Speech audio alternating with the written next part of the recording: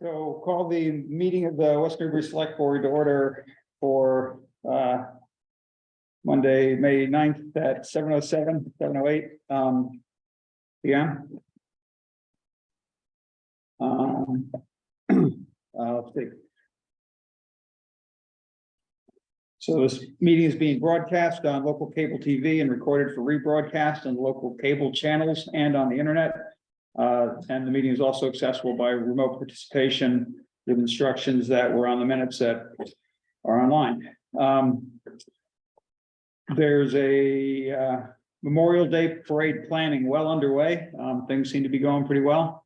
Or so Angus told us. Yep.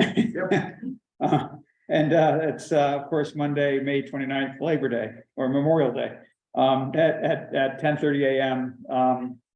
Followed by a ceremony outside of the GAR Memorial Library. Yeah, kind of a sort of a great hurdle that we just got over was there was a grant application sent in at the end of last week or late last week for the Municipal Vulnerability Preparedness Action Grant. It was a pretty significant work effort, and I really want to give credit to Elisa Grammer for many dozens of volunteer hours and to Christine Wallace for many hours of her time as the town's programs and projects manager. The two of them just did an outstanding work, great product. Speaking for myself as a member of that committee, I just sort of was along for the ride, it felt like, and they did 95% of the work. So as always, we have plenty of positions available for volunteer for FY24 on numerous boards, commissions, and committees. You can go to the town website, wnewbury.org/volunteer, to see that listing. If anybody wants to contribute to the municipality, it would be great. It's a good way to learn more about the town, to meet other people, and just learn in general. I just want to make note of the passing of Dot Kavanaugh, who I guess Dot had lived here for 35 years or so. She moved here before I did. She was sort of ever present in things related to the town. She was a huge contributor. I know she was on the garden club, which of course is not directly the municipality, but she was very active in the town in various ways, helped out in the town clerk's office quite a bit. So I just wanted to acknowledge her passing. It was a loss to all of us.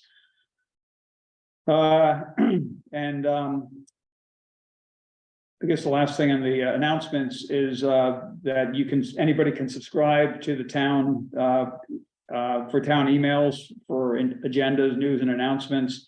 And that's at the town website again, wnewbury.org/subscribe.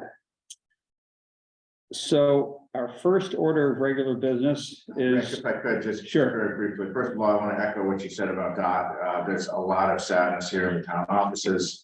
Dot had filled in as a staff person, as needed staff person with the clerk's office, the assessors, finance, treasurer, collector all over the years. So she's has a lot of friends in this building, and a lot of us are very, very sad at her passing. On a brighter note, I did want to share, we did hear from our bandstand committee earlier today, and they have now posted the schedule for the summer concert series of the bandstand. So that's posted to the town Facebook page, and we'll include that in future news announcements. But from June 22nd to August 24th, every Thursday, 6:30 to 8 p.m.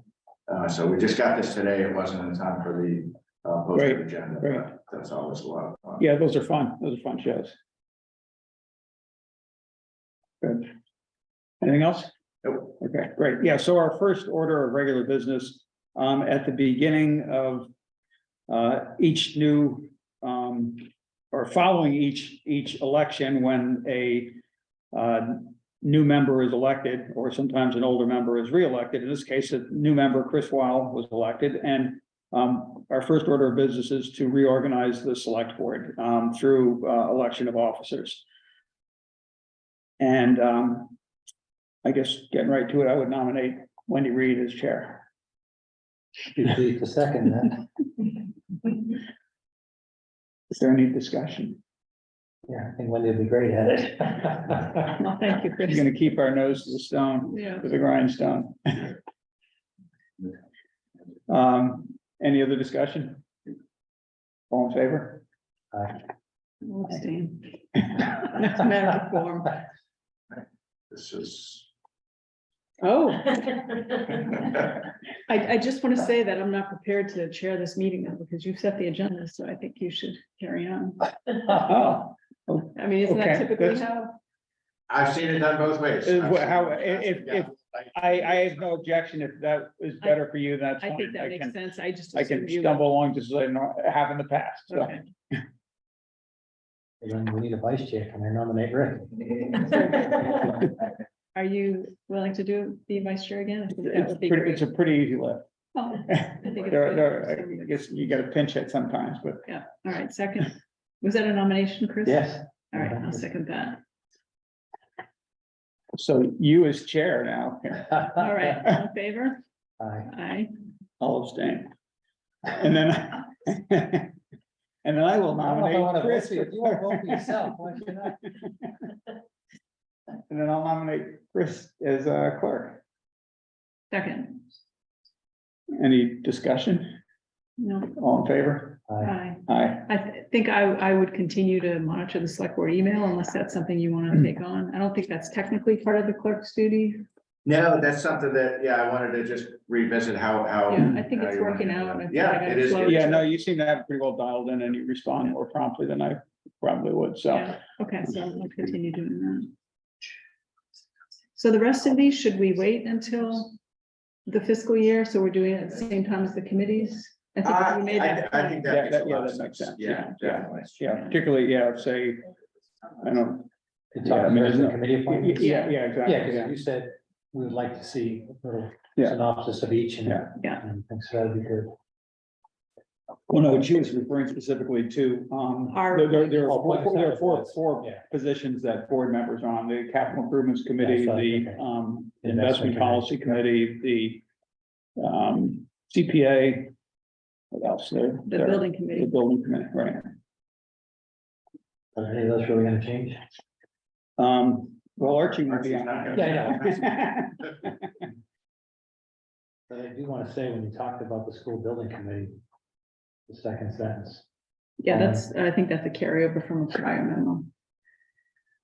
Oh, there was a typo there, wasn't there? Oh. No, it's yeah. just a- Oh, it's yeah, just a- that is, yeah, yeah. Carry. that's a carryover. Yeah. He lives on. Oh, shoot, yeah, that all should come out, I'm sorry. I had some notes on that. Okay, well, now I need to get my computer open. All right, Okay.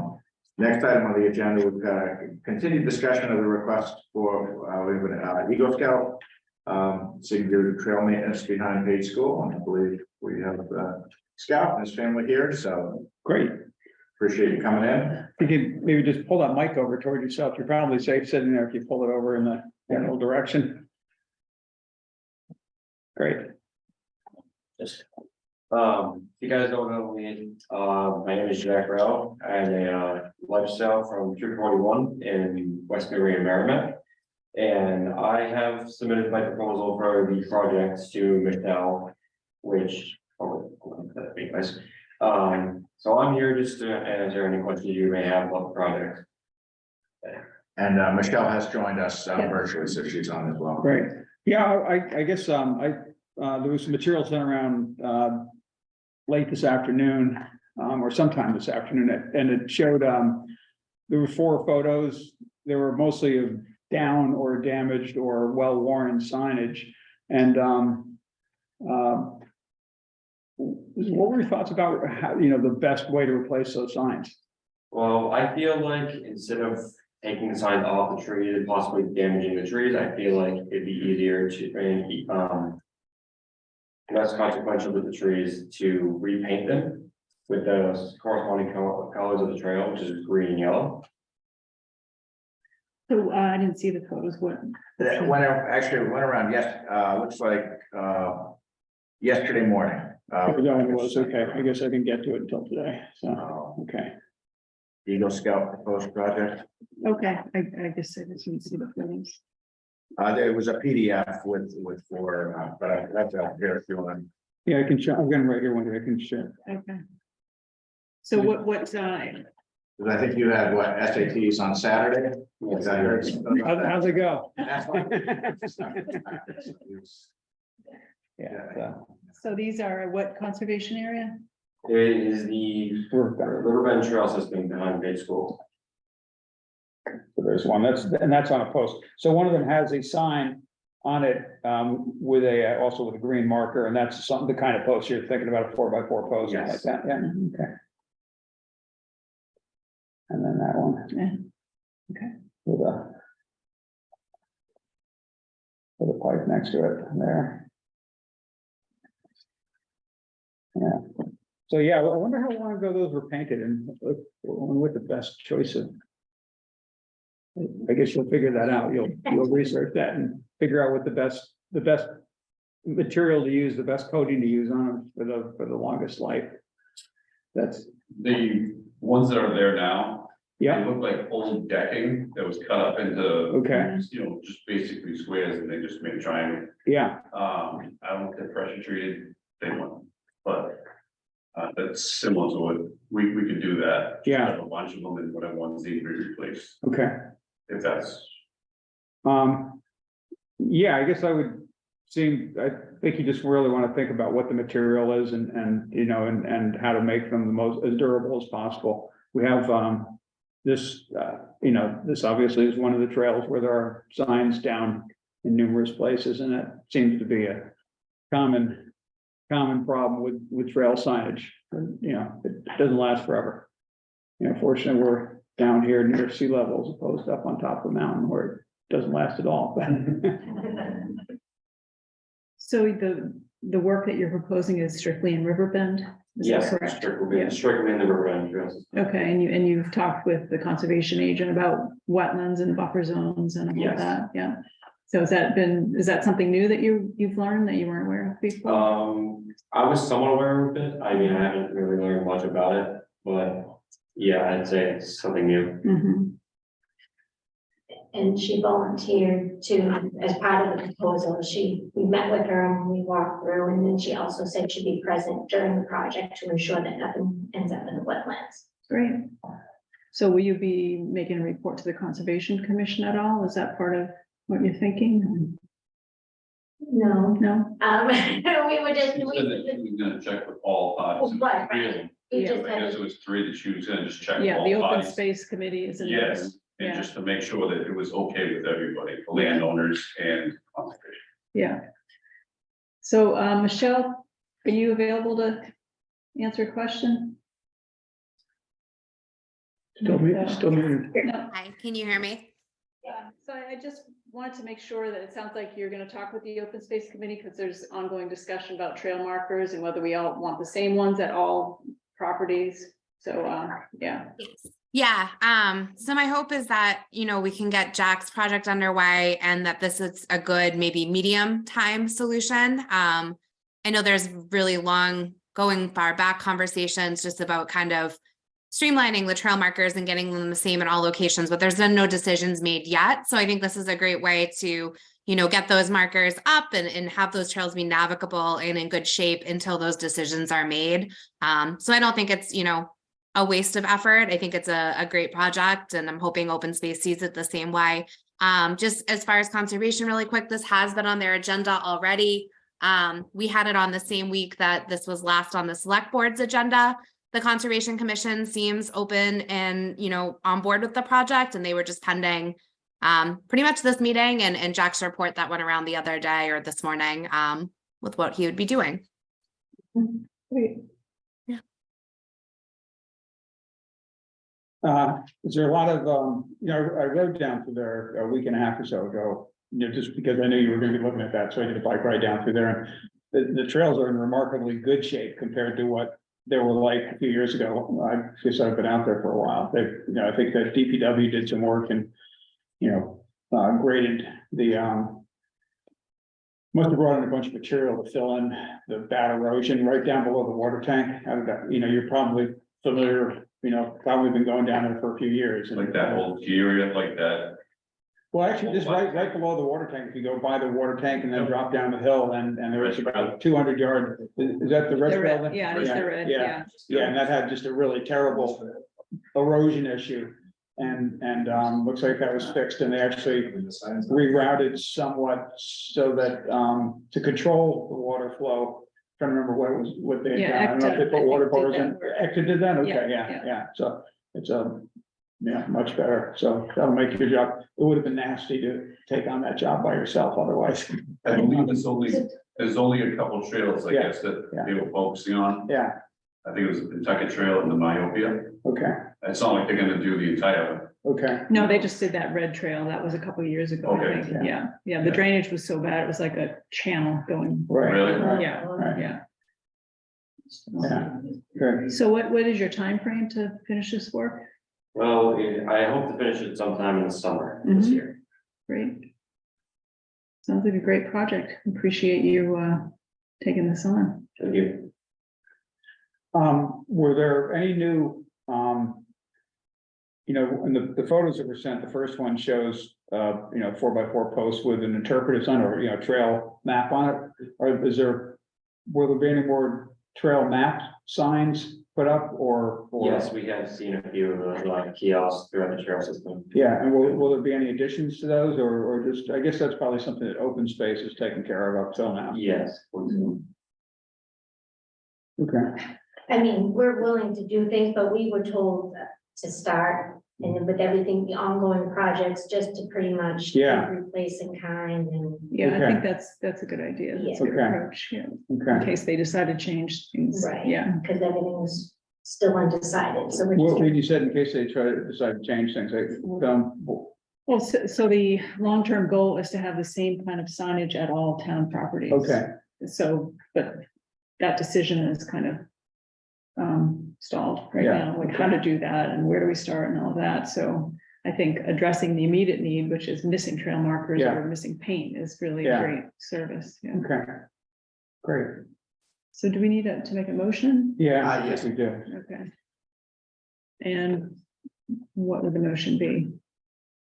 Just approving the. So it would be to approve the request in front of you, because we've got a sign that there's been approval by the beneficiary that the service project would provide benefit. And we do what we can, see it through and so forth. So I'd say if you take a motion to accept the proposed project and to authorize the work. Okay, And perhaps even specify that the it would be under the oversight of the conservation agent. all right, I move to approve the Eagle Scout project as proposed by Jack Rao. Yes. For the Riverbend Conservation Area under the supervision of the conservation agent. And for the goal of completing this summer. Great, Yes. and a second. All in favor? Aye. Great, Thanks, thank you. Jack. You appreciate it. Enjoy it, have fun. Thank you. Watch out for the ticks. right? So I know you need that formal sign, so we'll get that sign and send that over to you. Tomorrow. Thank you. Thank you. Thanks to, we don't know your name, but Jack's parents. Oh. Sure. Come along. Dan and Christopher. Okay, great, Michelle's been very helpful in assisting with us. yeah, great, Good to She's hear. met with us and talked with us, and she's been very supportive, so we appreciate it. great. Thanks, Michelle.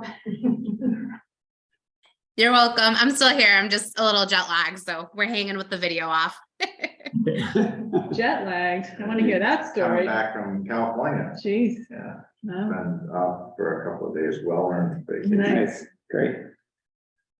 Okay, So I did get a text message from Jim that Myopia wouldn't be able to make it tonight for their request. I don't know if you need them here In my opinion, you don't, these are.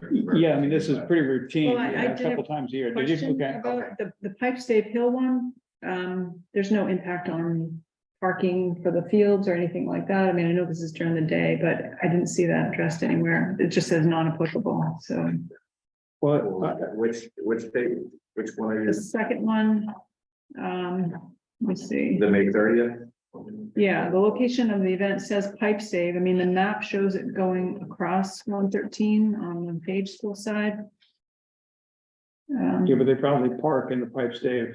Well, Lot, yeah. that's what I was just wondering, and then, so there wouldn't be any impact to the playing fields, Well, it's 10 to 12 on Right. a Tuesday, so, right? I wouldn't. Oh, right. be Any other use of the fields at that time. Yeah, I just want to make sure, because there's, It is interesting the way, you know, not to be a stickler about this, but it would be helpful if the photos that they showed with the maps shows the entire route. mhm. Yeah, I mean, this is something just, it's been a little, you know, they've been. They don't tend to provide new, you know, they always Yeah. say you already have them on file. Yeah. Well, there's a lot of different routes and that Yeah. leaves someone on staff Right. to. Make sure we're using the Right. same, the Right. right map, Yeah. because there's multiple routes, so. Yeah. I mean, does anybody want to see a full map? I would like, at least in the future, to see a full map. I don't know if we I looked want at the to. map and obviously an awful lot of it's on private trails. Right. So I didn't even quite know where it's all going. So I Yeah. was looking at street crossings. Yeah. And yet you're correct that it is cut off. but- Yeah, yeah, but both of them are cut off. And so Look at Mike that. said that they don't require cross, I mean, it says, you know, they're gonna have street, Yeah. Cross the door. yeah, I mean, so Mike obviously doesn't feel like he needs to have a police presence Right. with those. I think it's just from a public interest standpoint, it's nice to know where the route actually is. No, I'm not Yeah. debating, that was Yeah. moving on to a second question of, is their own street crossers adequate or? do Oh, they need okay. police Oh, I presence see, or- yeah, yeah. Mike basically said, yeah, it's good. So Yeah. I asked the same question in my head when I saw his letter that was Yeah, after. yeah, Okay. So apparently they have not had that in the past either, so, Not the police. yeah, no, the detail, yeah, Right. okay. Yeah, I mean, would it be appropriate to follow up with them with an approval and the request for future events to have an updated complete application for each? I think that would be good. I know at a staff level, that request has been made. I haven't personally made it, but I know that, you know, Annie asked them Mhm. every time and they'd say, you already have it. And it's, okay, well, Well, what it's is, almost like there's a resistance to the need to ask for permission, like they Yeah. want to do the bare minimum to, because they. well, should we it's delay almost like a approval? headache to like ask for permission, but that is required, so. You can make the motion pending approval, submittal of the maps. That's what you want. I think that Yeah. would get the point across That would rather get than the point trying. across. okay. Yeah. Sure, so I would move that we approve, as Chris just suggested, pending, we approve with approval, final approval pending, receiving updated full maps of the route. And was that the only thing that says on file? Do you have the certificate of insurance? It says to follow. So again, this is something that, you know, with Jim not here, like Oh, at this okay. point, his office, I'm not Okay, involved with the special event Well, application, so. you know what, maybe, why don't we just hold off? Well, the next one, I think is what, the 23rd is 2 weeks from. yeah, Okay, so we, Insurance certificate of maps. I'm pretty confident it would not be here if If we it didn't didn't. have it, Yeah. but I don't personally know that. Okay. so. okay. So, Maps, DOI. so is that something that your office would do to follow up with them or? Yeah, or Jim, I mean, I'll let him know in the morning and, yeah, because as you know, Right, so I was wondering if, Yeah. if the select board, if I should write an email from. the no, select- Jim will take care of that, Jim, our new assistant. For Okay. So to be clear, the motion is we're gonna vote to approve. approved pending receipt of full maps and certificate and of certificates of insurance. insurance. That's the motion that Rick made. I'll second it. Any other discussion? On favor? Right. Aye. Aye.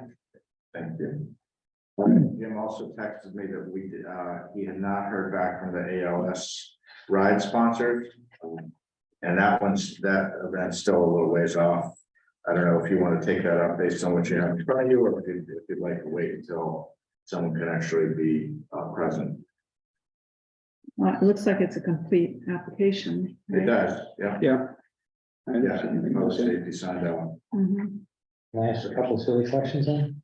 No Sure. silly questions allowed. I think it talks about police detail, and they say not applicable, but the police chief says one required, Yeah, so that would have to get modified. Second question is, obviously it comes up, was it Church Street, I guess? And then hits 113, that's the extent it's in town, not much, but 113 is a state highway, is there any complications with that?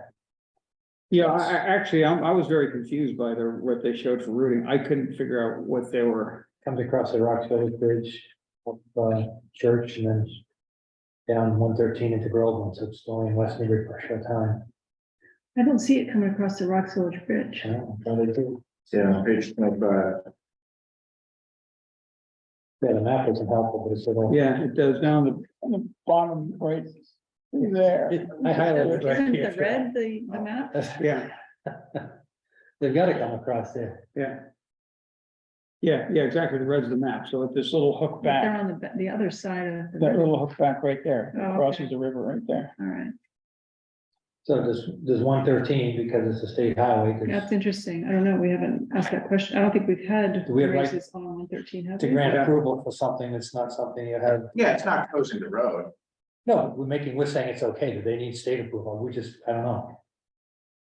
I've never heard that come up. But have we had a race that's actually gone on 113? It seems like it's usually back by the I don't reservoir. know. Hmm. I don't know. Well, that's an interesting thing for if it's on Route 113, is town approval? Carry on, wait. Yeah, right. I don't, yeah. 113, the state could require a different level of administration detail. of police. I don't know. I'm just. Then the last question would be the insurance certificate. For the levels appropriate to what the town typically requires. I don't know what we look at, but.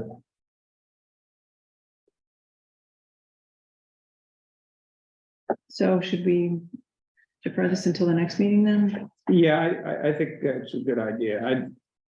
Well, where do we get an answer about 113 and how that impacts this permit? I just talked to the fire. It would be interesting if they could clarify their description. It didn't really make sense to me. The insurance script, the 1 million incident, 2 million aggregate is what we have required. Okay, Yeah. just not to make it sure. Thank you. I got a question. Never been there. Where? You're done. You, Okay. Oh, yeah, sorry. We just thought you were. Okay,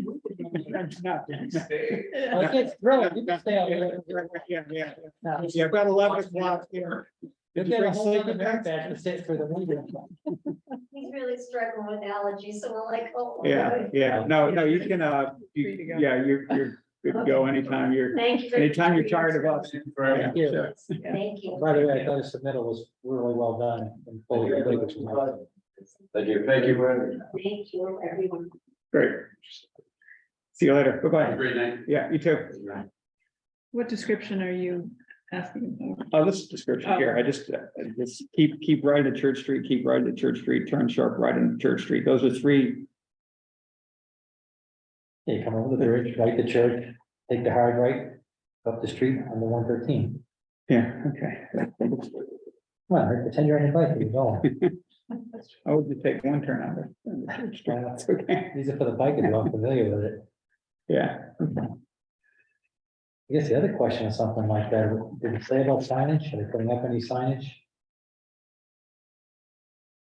Yeah, there generally are signs put up for rides like that. Usually they tell you too. Yeah, we Yeah. usually ask for that, especially if, it doesn't sound like it's an issue here, but some of the streets, the residents kind of blocked into their houses, so it's good if they know when the ride's coming through. Well, I know This there's is- preemptive signs, like with the running races, they say on such and such a day from these hours, Yeah. but also during the race, I mean.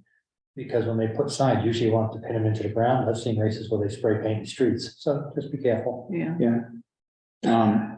Have we So, had an so, event so by the like time we get to that? West Newbury, they're, probably I 49. just. I don't think we have to worry about people too tight together. Oh, no, no. Yeah, yeah. Wendy, the thing about people being blocked in their houses, by the time they get to West Newbury, they're probably No, 30 that's miles. what I'm Yeah, saying. I yeah. don't think it's relevant to this particular Yeah. case, but Actually, I think it's 32 miles into the ride when they cross the bridge. But I would just be curious on signs, you don't want them sitting there spray painting arrows on, bump We're saying no. It's Yeah, saying- yeah. Yeah, I don't, yeah, yeah, okay, that's good. I mean, they used to do, rides used to do these small, Yeah. 6-inch long spray marks on pavement. I think maybe it should be a requirement that somebody is present. I mean, it's easy enough to be on Zoom in case questions come up. Yeah. You know, So you wanna take no action on it till we get yeah, I'm fine with that, sure. when is their race date? That's what I'm- End of June June. 25th. Our next meeting, Will Two be weeks the from tonight, so the 22nd. May 22nd.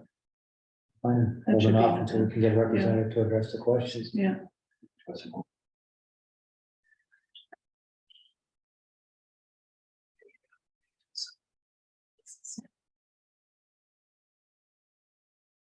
So, I'm gonna, move that we take an item out of order. I think we're all done with this Yeah. one.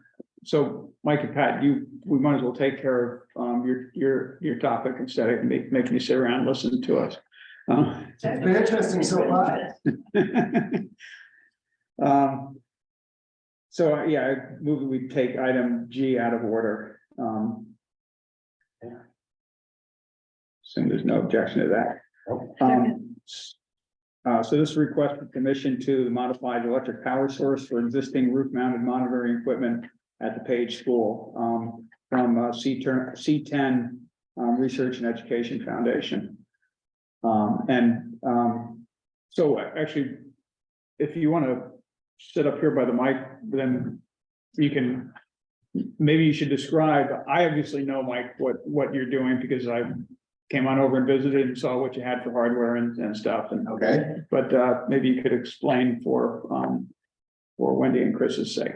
I can. So my name is Mike Manser. I am the network administrator at the C10 Research and Education Foundation. I'm here with our chairman of the board, Pat Skibby, who is also a resident of West Newbury. And what one of our primary functions is that we monitor the radiation within the 10-mile emergency planning zone of Seabrook Nuclear Power Plant. We have 18 stations, 12 in Massachusetts and 6 in New Hampshire. Last year, we received a grant from the Mass Clean Energy Center to implement green technology at some of our locations in Massachusetts. And what it is, we're trying to get off dedicated power at a local host site, like we're plugged into the electrical power at the Page School. We're trying to get off of that. So what we're using is solar panels with a small battery setup that uses an inverter to power our equipment. They're 370-watt solar panels. They're 3 foot by 5 foot, and 3 of them together make an array for the Page School. We've already had it mapped out and planned and submitted the plan to the board. And this will generate enough power to keep our system running 24 hours a day, 7 days a week, completely off the grid. It'll be self-sustaining. The battery power will, in case we have no sun for 10 to 12 days, our battery reserve power will keep us running until the sun comes back out. And it's such a quick turnaround on the charge capabilities that we can recharge our batteries within a few hours. Our total draw at a station's electrical input is only 25 watts. So it's like just running a small light bulb 24 hours a day. And that's all we need to do. And where will the panels be located? They'll be located on the roof of the Page School. We already mapped out an area near where we have equipment. Right now, we already have an anemometer and a radiation probe running up there.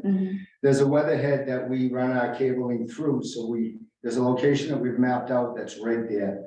The roof itself is a membrane. All of our equipment will sit on an item known as a slip sheet, so it won't damage the membrane of the roof. Nothing will be attached physically to the roof. We will be using a weighted system to hold the solar panels down. Then inside the roof cavity where we have our monitoring equipment already running, we will set up our small little box that contains the batteries and an inverter for converting the power to AC power for the devices. Any visual impact when you're on the ground? None whatsoever. You won't see anything at all. as the Yeah, it's up building? on the flat roof bar, you can. Well, no, it depends where you place it. You place them at the front edge. I'm just, Well, no, not in the flat roof up top, the top of the roof is actually flat. okay, So, yeah, you have Sure. no visibility from down below. how long does it take to install the system? We'll be able to do it in a day. It's already been pre-assembled. We just have to disassemble it to get it up to the roof. And yeah, This is Full a day when there's no school kids in the building or? it probably would be easier, but I've been there many times for service call when the kids are in the building. The elevator path is a little tricky because you have to take 2 elevators to get up to the roof. But it's very simple. I would like to try to plan on a day when there's no school or That's even what I was even if we thinking. bring the equipment in, we could actually, bring all the equipment on site and do the installation the next day and we'll be out of. No, you're the one doing the physical installation? Yes, yes. Okay, Done 5 of them already. This will be our final installation and we're hoping to meet this milestone. and do you need a building permit? Is this been by the building? No, we do inspector? not. We're not attaching anything to the building physically. And we're not changing any kind of structure or anything like that. Thank you. Mike, you want to mention it, you might want to mention, if you haven't already, I missed it, how long we've already had. Yes, we've had 5 sites. We just finished our 5th site last week. But we've had our initial site was up since last September. So we've been doing this all along the entire winter to try and determine the best way to go about implementing this solar technology. It's a little bit difficult depending on, what you get to choose for your orientation, your angle, and, what your setup is and what you're allowed to put your solar panels on. So all of the 6 sites will be completely different from each other. So it'll really add a lot of the data into the research project that we're trying to determine if this kind of technology in a small scale is applicable to other entities like us that may want to try and use it in the future. And Mike, how long have we had a site at the page? We've had a monitoring site at the page for about 20 years. Well, that was within a few years after, or within a decade at least after Seabrook opened up, started operating. When Seabrook first opened up, we had, I think there were about 25 hosts that were actually using handheld Geiger counters. They would go outside at certain times of the Yeah, day, yeah. take a reading, write it down and call in, and that's how we started our, radiation monitoring program. Yeah, But now everything is automated, it's all programmed, it runs 24 hours a day, 7 days a week. Everything comes on automatically. We don't have to worry about any power anywhere because we're implementing our own power, so we're not dedicated to any host power. We're using hotspots with AT&T internet capabilities. We're working to get on the FirstNet internet communication network because they are for first responders and first responders supporters, which is what we are. I know when I stopped over and talked with you, over in Amesbury, Mike, I'd asked you about the wind data that you have, because, one of the instruments you have is an anemometer. Yes. And whether it was possible, and I have no idea if the school would have, for, say, a science class, would have any value to them. But is that data, we talked a little bit about where that data actually resides. So there isn't on your site, and I'm not trying to create work, I'm just saying there's no point they could go to on your website where they could get real time, that data real time probably. Real-time data is not offered to the general public, Yeah, only okay. because those that don't understand the data may get confused or actually even panic. Right, no, and I was thinking only wind, yeah, Right, yeah, It's all combined. yeah, To separate it would Okay. be extremely okay, difficult. enough said. For the host, the Yeah. host itself, Yeah, we can generate them a report, which Yeah. includes the wind data along with their radiation data. yeah, We are allowed to offer those to the site host owners, so I guess literally the town of Newbury, West Newbury would be eligible to receive that, so. The data is available. okay. That's good to know. Yeah, I don't know what we would do with it, but I was just thinking there might be some educational value, but it sounds like it wouldn't make sense. It's not really ready for that kind of access, so that's fine. Yeah. In the early days, we used to actually have a laptop running this program on the 3rd floor out in front of the classroom so that the kids could go by and see how it was monitoring radiation. But, in a perfect world, we don't see anything happening, and it's a rather boring, tedious monitoring program, to watch nothing happen, but we're ready in case something does happen, and that's why we're here, we're Yeah. always there, we're always eyes on the target. Yeah, great. Any feedback from the Page School principal or Leanne or Mike? I saw that you had asked. Mike was, Chief Dwyer was, totally supportive. He was familiar with the equipment and very familiar with the layout up there, so. Emily Pateri, the principal, was amenable. I think this school committee would need to approve it in addition to this board. Yeah. That's my reading of the lease. It's not totally Yeah. clear, but I think that's a conservative reading of it. So I think the next step, assuming you refer it out, would be to go to the school committee, and Emily's fine with that. Okay. Great, good. Yeah, so if nobody has any other questions, then I'd move that we approve the installation of renewable self-sufficient power system for C10's instrumentation at Page School. Second. And one last thing, all of our equipment is fully insured, and it's assembled such that we can take it out to at a moment's notice, the school decides, or the town decides, hey, we don't want that there, we're gonna do something with the roof, we can pull it back off in a day or two, so that's how we're built. Okay, that's good to know. Yeah. Thanks. Great, thanks, Mike. Thank you. All in favor? Bye. Aye. Great, thanks a lot. All right, Sorry it took 4 months. So my next step is I'll send that over to Justin Bartholomew, the superintendent. He'll get it on the school committee's agenda, and I'll copy you on that. Now, this is the Pentucket School. Correct. Yeah, since they leased the building. And you know with us? Yes, you make it. Yeah. There goes that whole audience. No need to torture anyone. Keep watching online. Right, Yeah. hundreds. Thank you very much. Here, see you later. Bye-bye.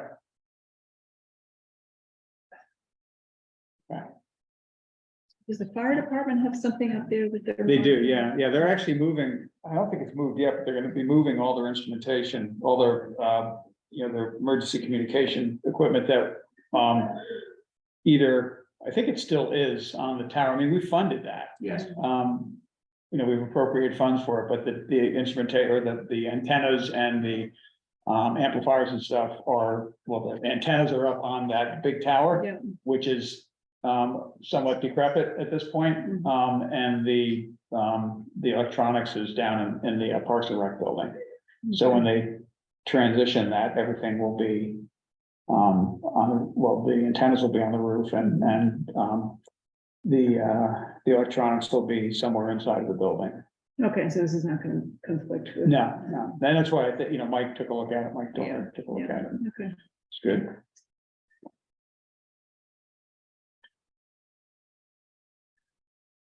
It really isn't that big. What they're doing is not taking up 5 that by much. 10. Yeah, yeah. So I don't see item D in the packet. No, I just wanted it for discussion really with the new board member, just so everyone knew kind of how, the chair sets the agenda. And just because we've done things a certain way to this point, doesn't mean we have to do them the same way going forward. So I wanted to include this just Okay. to talk about. So, if Chris or anyone on the board wants something on the agenda, just to talk through how has that gone? You could, you could let me know, and I would work with the chair to set the agenda. That's typically how it's been done.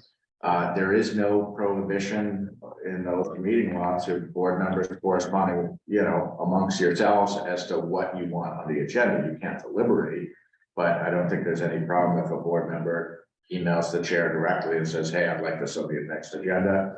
The way it's typically happened, there's no, hard and fast rule. It varies, but typically, board members will let me know. I put together a list. I work with the chair to firm up the agenda. So, but I thought it'd be helpful just to talk about how that process works. And that would streamline it a bit, not having to, I know I've always made a point of sending it to you directly, but it does make sense. There's not a problem with that as long as we're not deliberating. So Correct. that might. It's definitely helpful for me to know, as you all know, I keep a list, meeting, like if I know something's coming up in August, I'll put it in now, so I don't forget when August comes. So I'm always keeping a running Yeah. list of future Yeah, meetings. it would make sense for us to Helpful know. CC you, but. Yeah, it's definitely helpful to know because typically with a Monday meeting, the prior Tuesday, I would send out a list to the chair.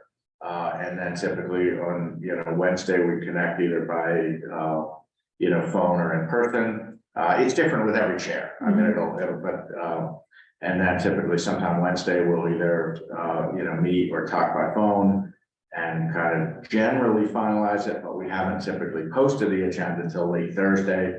That allows some flexibility if things come in late. It allows, it doesn't tie the board's hands to consider something that comes in late. And then we typically post right at the end of the workday, Thursday for the meeting. By that point, some of the packet materials have already been put together. But typically the packets are finalized, Thursday and Friday, and we try to get those out before the weekend. So one thing I talked with Chris about on the phone last week, which I think is, is interesting. He said, what about, closing the agenda a day earlier to provide, so it's not like crunch time getting the packets done. That's something that, it's really going to be up to the chair, how you want to go about setting the agenda. I think that cuts both ways. That could help. But on the other hand, what I told Chris was a lot of the things that come on the agendas are things the board has to deal with anyway. So if they get pushed back 2 weeks, that doesn't really buy you anything. It actually makes it, then you're dealing with, because you explain to people. It makes it more difficult for you to pull the documents together and get them out and everything. That's my concern. It is, yeah, but most of, I think probably 85% of what's on a typical board agenda either comes from the board or comes from my office. While there are things that come from other parties, most of the agenda items are things that we ourselves are driving. So it's really a matter of, how the chair wants to do it. And that's something, you and I will work, obviously work together on. I think there's, I've seen one thing that I think is, I'd like to rethink right now. I think we're putting updates on things on almost every meeting. So that does create a certain amount of time to kind of prepare like bi-weekly updates. If we said more like, we're going to provide, quarterly updates or monthly or bi-monthly, so there's not so much time preparing for packets rather than actually doing work. That's something that I think is, could be helpful, and it could be helpful to some of the objectives of getting alignment with some of the committees. If we, we're strategic about it and said like, on a set schedule, we're going to be talking about things, open space, mill ponds, like related topics, and try to create a center of gravity. So on those agendas, maybe we're more focused on a certain set of issues instead of, because right now I think we're covering a lot of ground on every agenda. And, it does sometimes feel like we put at a staff level a huge effort into preparing these packets and preparing for the meetings.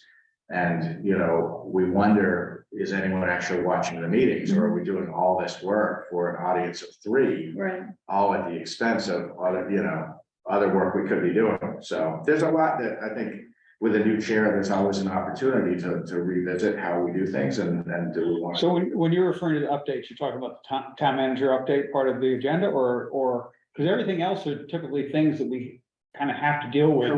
Correct, yeah. But maybe Yeah. not this meeting. I mean, maybe it's not necessary to have. That's multiple right, yeah, I meetings. mean, I think we're very like, we hear something, we put it right on the next agenda, and we just, but at the same time, you look at over the course of, every meeting year round, you won't find a single light agenda, so there's not, that's why I was like, you don't really get anything by pushing it off, because the next meeting is gonna be packed too, like there's just a lot of business that comes before the board. One thing we've talked about is consent agenda. That's something that definitely bigger communities do, for things like meeting minutes, for things like committee appointments, for things like sometimes special event permits, or liquor licenses, used car licenses that come up often. But there are certain things that lend themselves well to like a consent agenda. And what is that?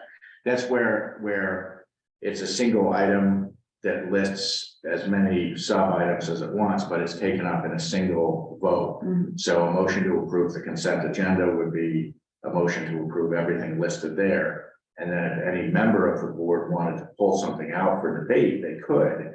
But if something is truly routine and just a matter of something the board has to vote, it can dispense of, some number of items with a single vote. So it's just a little bit more efficient. We talked about it, I think, a year and a half ago with regard to town meeting. I think Casey was suggesting, Right. which I think where town meeting is.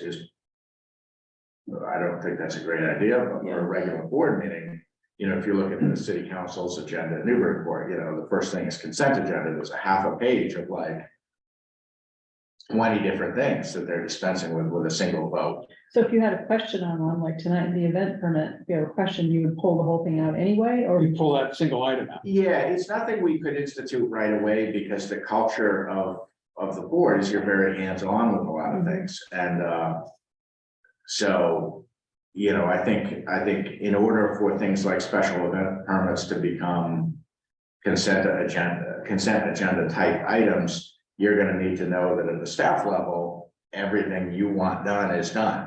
And right now, where that particular function has moved around a couple of times in terms of who's responsible for it, I don't think we're quite there yet. I think we're getting, we want to get there, but it's just been, Okay. that's the kind of thing I personally don't pay any attention to the special event permits, because I got 1,500 other things that I am Right. focused on, and I And need those to. don't typically take that much time. No, they don't, but it does all add up.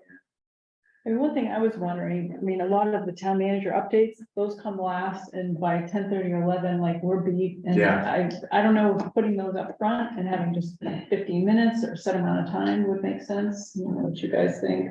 I think those are important for people to know what's being worked on. Yeah. I'm gonna say, I'd like to see the meetings get condensed down till 10 o'clock. And I think the school committee originally, and if a meeting was to go after 10, you had to revote to stay in session and go. It sort of is a motivational way to Mhm. have a goal and do it.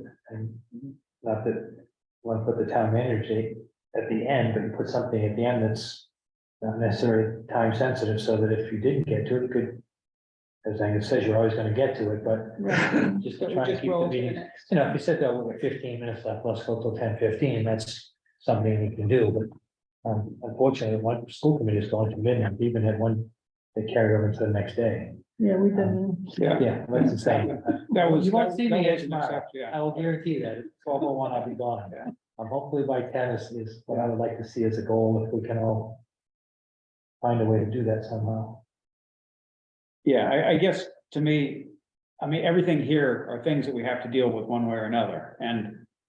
If we kick it to the next meeting, then it just opens up the next agenda more.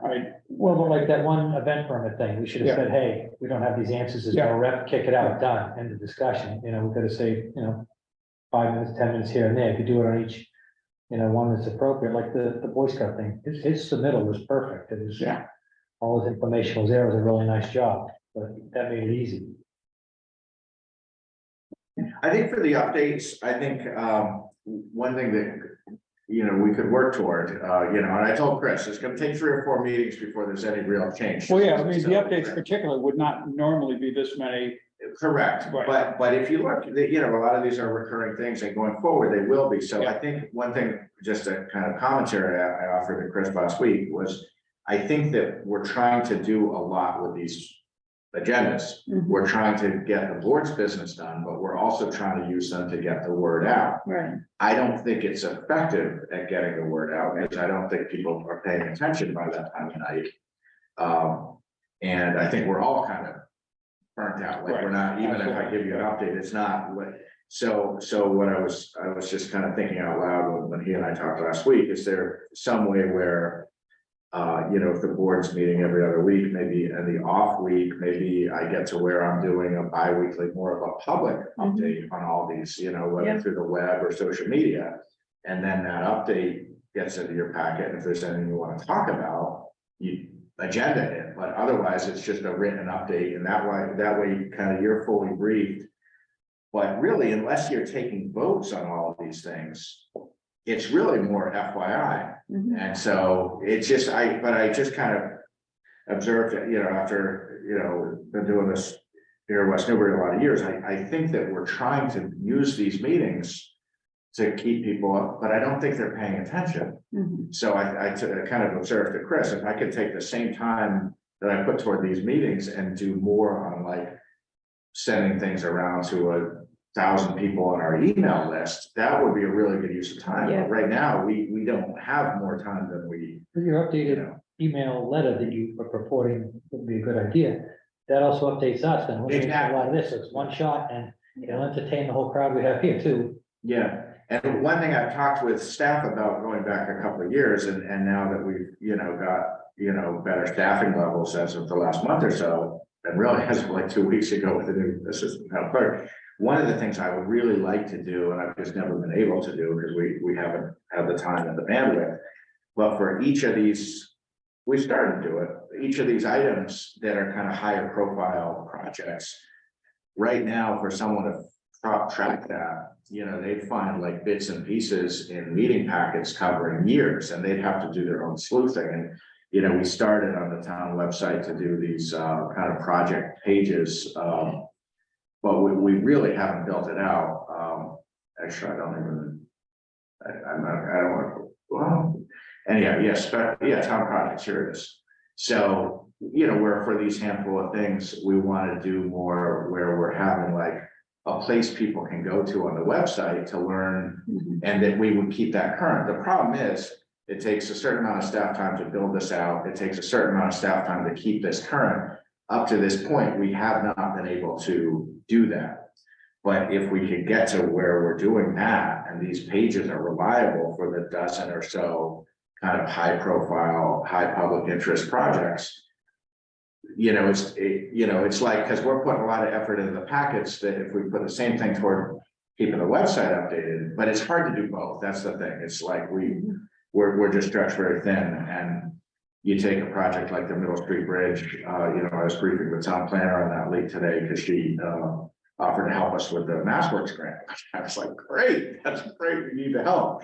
But I just in the last 3 business days, there have been like major new developments, including some information today I'll share tonight that I got learned today, in terms of the mayor's proposal for next year. Like, it's just so dynamic that it's hard for me to keep staff briefed and then for them to do the work, because it's changing so quickly that it often ends up being me or another senior staff person, whether that was Wayne or Christine Wallace or town planner, or Michelle for her projects. Like, we want to get more of the kind of project managers getting the information direct out to the public.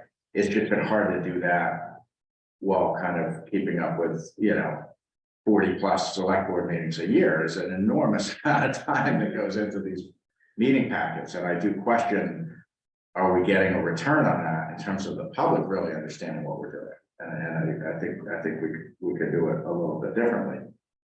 So then that would mean you just take this off the agenda? No, I think your suggestion of putting it, maybe there's a written, 2 to 4 page memo, like a town manager report that's covering all the projects, put that much earlier on the agenda.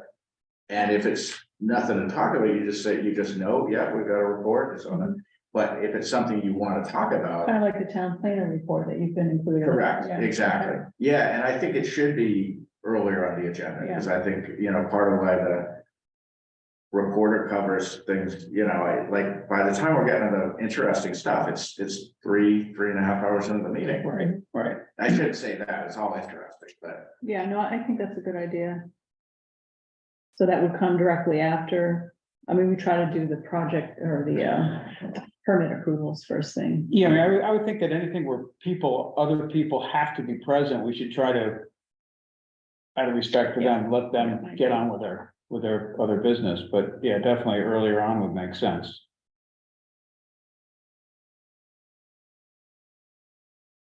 So would that really cut down the amount of work you're investing now? If it's just moved to the beginning of the agenda, it's still I think it's not something there's not like one fell swoop that's gonna make a big difference, because if there was, we would have made those changes by now. Right. It's, I think the, kind of the, if I can get to where we have enough people contributing to like,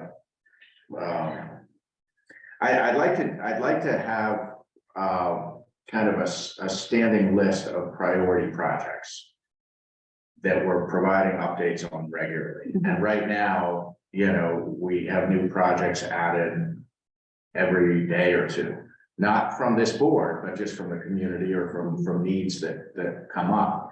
Or just from, so it's kind of, we're always scrambling instead of having like, these are the 12 top priority projects. It's been hard to have that focus because there's so much going on.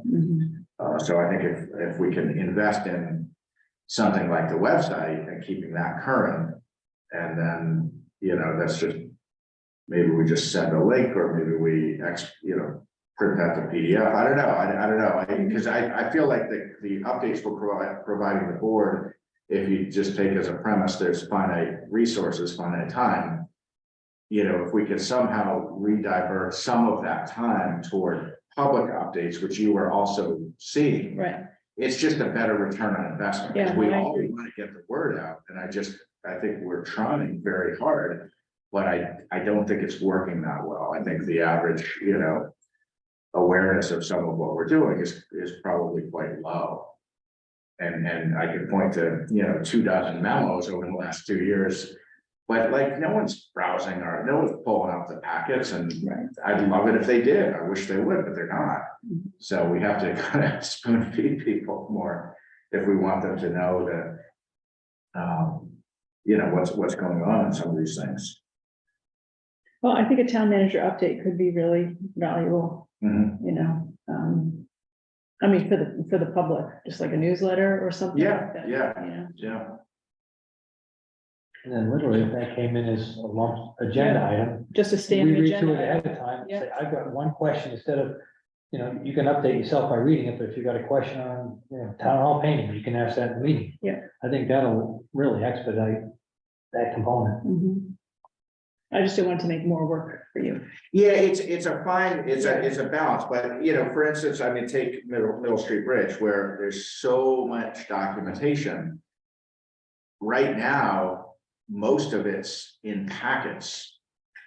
But we haven't had the bandwidth to have like a good, reliable project summary page. So if we were uploading that same material to more of a page, and then the public could go to that page, and you could go to that page and know that that's gonna have, everything you're gonna wanna know about that project.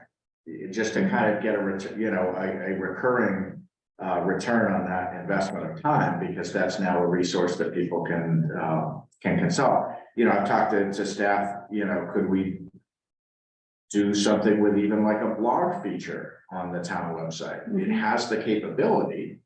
But you don't want to start something you can't see through. But if you start something and then you can't monitor, that's terrible. You don't want to do that. So we haven't done anything like that because we don't have the bandwidth to see it through. We could start it, but then it tails off and no one's looked at it for 10 weeks, and then it's worse than not having it in the first place. So we want to be thoughtful about what we do so we don't start something we can't finish. But I think the basic idea is to try to take at least some of the time that goes toward, the meetings, and try to get those updates, more proactively, sent around via the web and social media.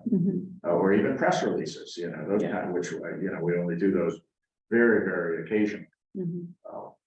So do you want to think more about that? How to? Yeah, I mean, there's definitely some great samples, from other towns, and even some of the work I've done in prior towns, I think is more, it's just more focused than here, where it just seems kind of like we're doing a mix of continuing things, but always new things. There's just always new initiatives.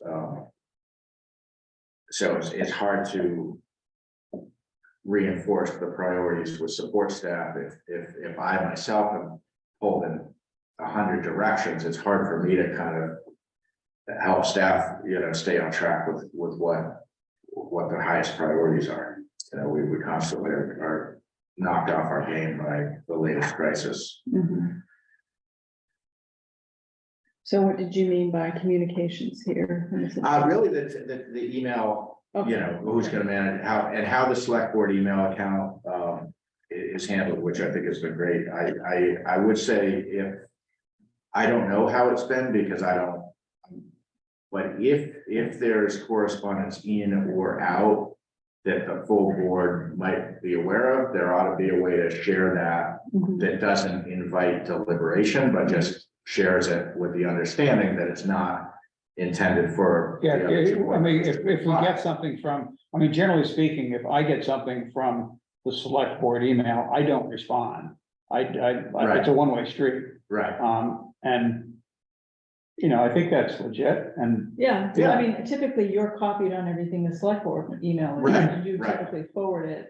sometimes I do, but I don't always know, like, I don't know if you're forwarding things to them and I don't know. No, you're- I don't. Okay, I so don't. that's something where. on rare occasion you do, very rare. Yeah, But, I think typically if you're not copied on it, I would send it to you and ask you to forward, Okay, but so, yeah, we can work that out, but my thought was if I'm a resident out in the community and I send something to the select board, I'll probably assume that the full board knows that. So, yeah, I'm not doing that. I think we had that conversation early on and I was told that. well, because you don't want Yeah. to inadvertently invite deliberation, but that's where if all three board members know the ground rules. right, That if you receive something from that, it is just FYI, it is not to reply, it is not, but if you do that, it would be best if you BCC'd us. So that, then we don't become part of, even though we might not respond, I don't think we want to Invite them. invite them to then start directing to us as opposed to the select board email. It's really a matter for you as a board to figure out how you want what level of transparency isn't the right word. Because it's very. We had this conversation, maybe not this past year, but the year before, and it was decided that I would just handle it. That Right, it won't be updated. Yeah, So if that, I don't know, Chris, if you. I think it's a one source handling, and if it becomes an issue that's so great, then it becomes an agenda item. I think that's right. Where it ends. Yeah. Okay, If somebody has a question, you can answer it for the board. yeah, If it's, they wanna debate, you want something we've done, then it's like, please come to our next meeting. Yeah. It should be that simple. And I think it's great we have the chair that you can make the decision to put that on the agenda. Mhm.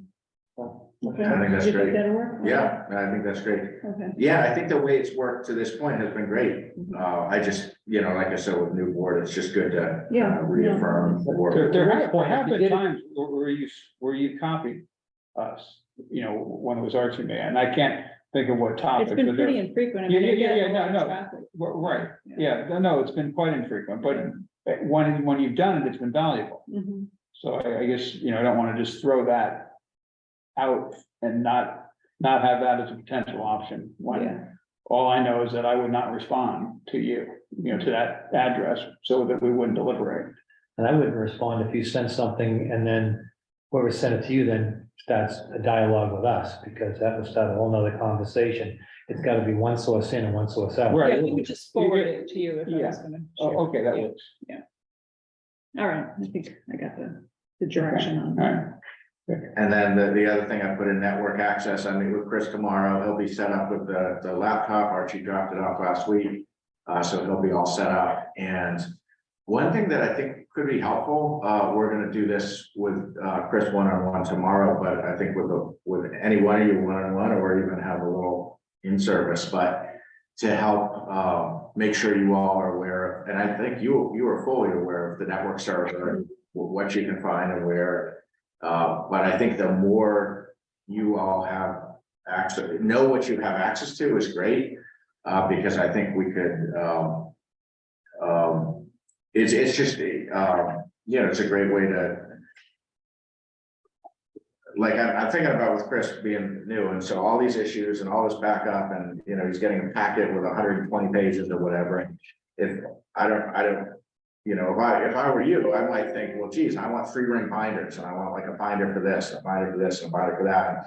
If there's a way we can reconfigure how things are organized in the network server. So we start to have basically like research libraries for different of these topics. So that again, these packets don't just like, fade away, but actually become a durable value because the memos get, like uploaded to the network server. So that way they're there. And instead of right now, I think we're all individually, we've all got our own file storage systems and indexing and so forth.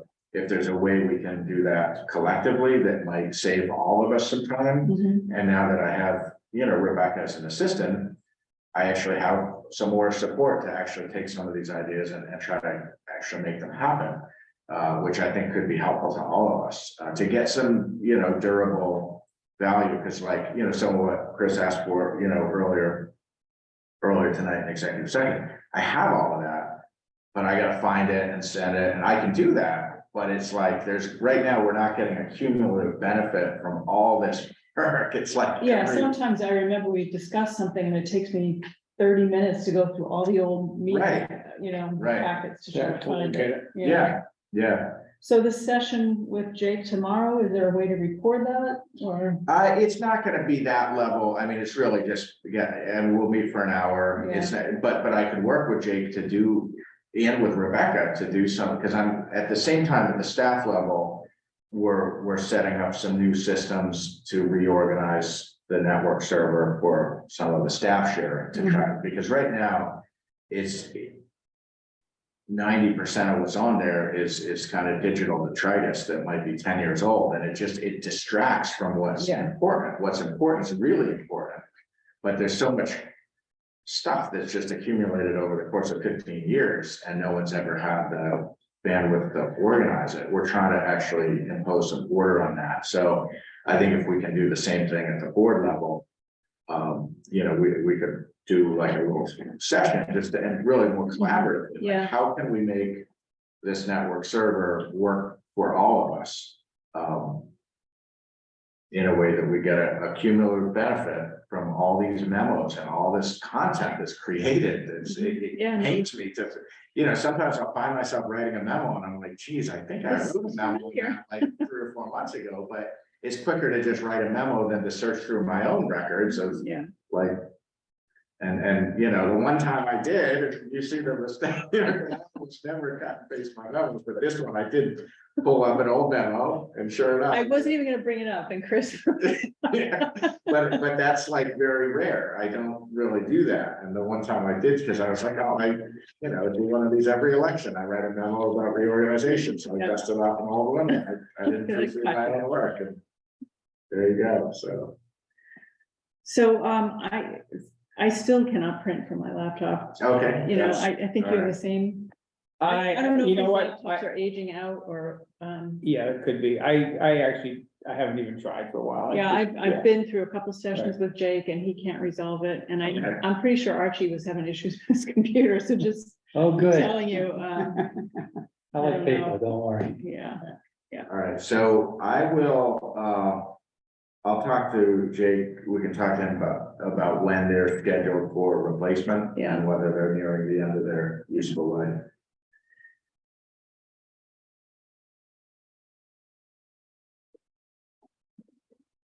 Okay.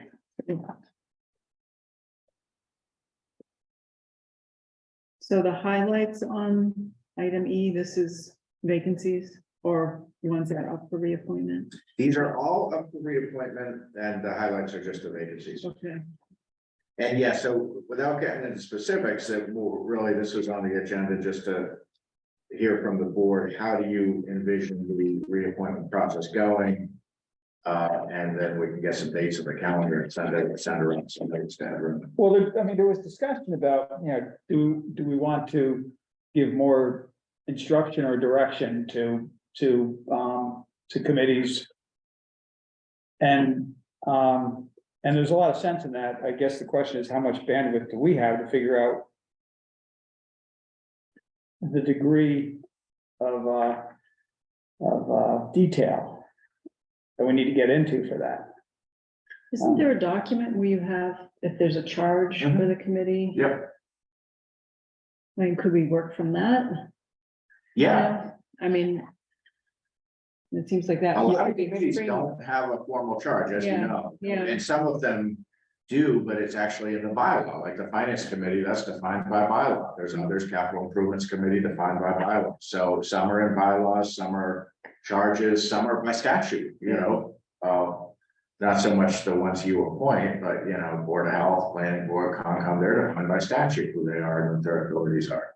So it's, yeah, So- yeah. So maybe if we start with the ones that aren't defined by statute and don't have a charge. Or ones that haven't met for a while and then, you know, maybe they could be discontinued. Yeah, well, I mean, so two committees that I'm, meet with, typically monthly, energy and sustainability and climate change resiliency. There's no charge for either of those committees. I don't believe there is. We did finally, sort of determine committee composition back a year and a half or so ago. Was it last year or was it 2 years ago? I don't 2 years recall. ago, because I stepped Okay, down okay. when I was elected. Okay, Yeah. but those have mission statements on the web pages. Mhm. Oh, So which have not been approved by the select board. That's my So- question, whose mission statement, the committee's Right. mission statement, not the select board. Yeah, So the select board either has to endorse it or not and say, that's not what we thought, or right, the other curiosity with this list. First of all, these are all positions turning over in 2023. So you got some of these committees have 9 people on them, they're all turning over instantly. It should be a revolving, I would assume, process. And then you've got, I think when we're gonna do this, we're gonna see each committee and all the positions, because like the FinCom, you've just got the 2 positions listed. You should see members in there. And we do that when it's time for reappointment. Okay, that's We what I'm just saying. did this, I had Jim run a report of everyone due for reappointment. Yeah, So but a lot of these that we- committees- this is all part of a larger database with every The member. cultural council, all those, what are they, 5 or 6, all at the same time. I just is an odd. that's a large committee, isn't it? We got a lot of them that are large. Look, energy and sustainability is 9, climate change resiliency is 9. On the back, Mill Pond Committee 7. I mean. That's, I'm getting to my next point is, when you have 9 people and you want to fill a committee, if you had 2 or 3 of those people on another committee, you wouldn't have vacancies. So I think some of these committees, I don't know why you need 9 people on a committee unless you're building a highway. Mhm. well, so Chris, if you're not involved with what the committee is doing, and there's never been 9 in either of those committees, but there is work that could be done, but there isn't bandwidth with the people that are currently on them. And that's why when those committees, when there was composition, when we defined composition 2 years ago, we went with a larger number, thinking that if there are people who are actually interested in participating. Oh, it's nice to accommodate them, yeah, but I think it's, Yeah. what I'm saying is I think you're stretching you and all these other good people a little too thin. I don't know. I would rather see all committees properly populated. 9's a big committee to manage too.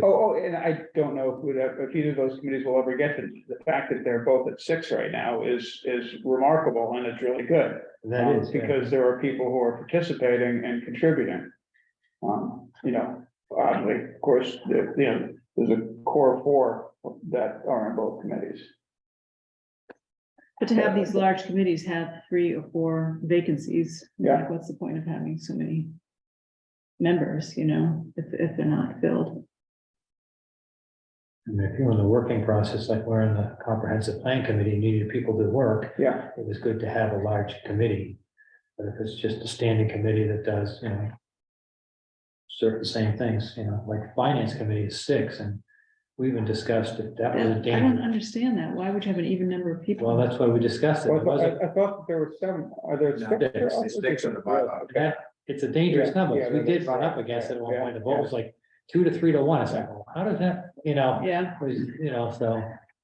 so maybe along with the charge, we look at the composition, how many people, I mean, what other things should we be? Well, I looking think at? it's reasonable to stagger the dates of each appointment so that they roll over sequentially, so you always have some historical knowledge remaining on the committee, hopefully.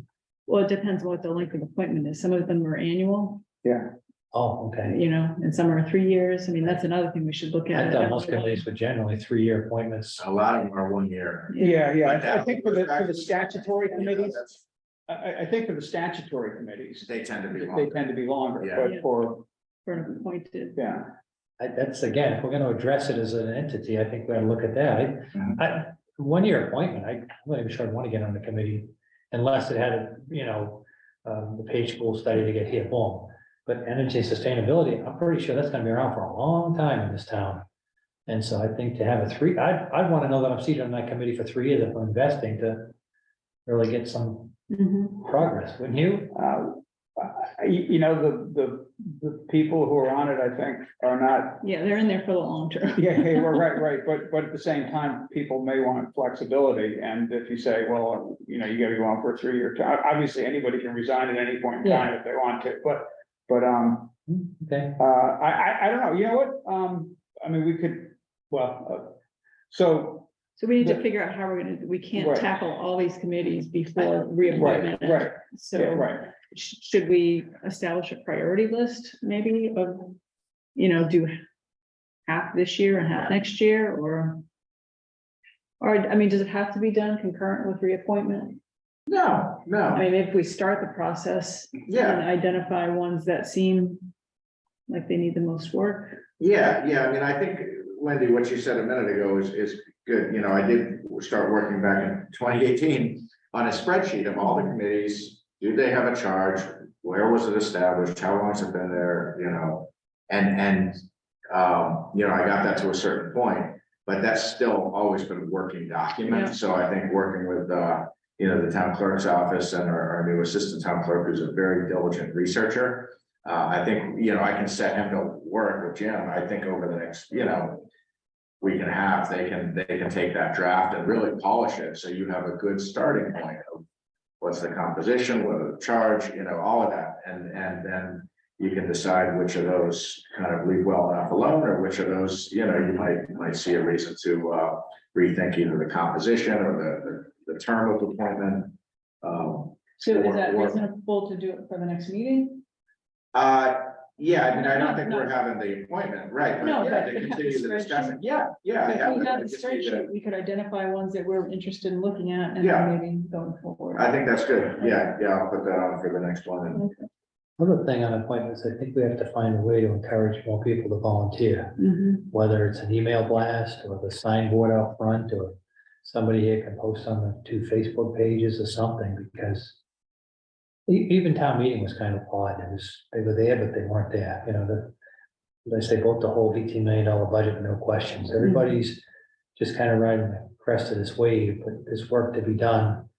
And I mean, being on a finance committee, it was a lot of work, but it was enjoyable to do it in a strange way. And I think people would find that there's a benefit to participating. Mhm. I think somehow we have to reach out to more people to get them involved. So, Yeah, no, I agree. I hear that at almost every meeting. Rick always says that. I will just say, having worked in a lot of towns, the level of volunteerism in my observation is quite high in this town. And it's always great to have more, but I don't think it's as dire as you say. I think one of the issues is that where you have a lot of committees that I agree are unnaturally large, Mhm. So, it makes it seem like there's all these vacancies, but if you look at, just to pick one, the Mill Pond Committee has a lot of active members. That is a 100% functional it's got committee. 7 listed with 3 vacancies. Exactly. So like the idea that that's anything less than a fully robust, Yeah. it's a great committee. Like, Maybe there's shrink no- it down to 5. Exactly, or I'll call, so like there's more vacancies, partly because I think some of the committee sizes are really, in my opinion, unnaturally large, and it's not really Well, warranted. my reflex reaction comes probably from the FinCom, because when I get on that committee evaporated, 5 people were gone instantly, so. Right when you joined. Yeah.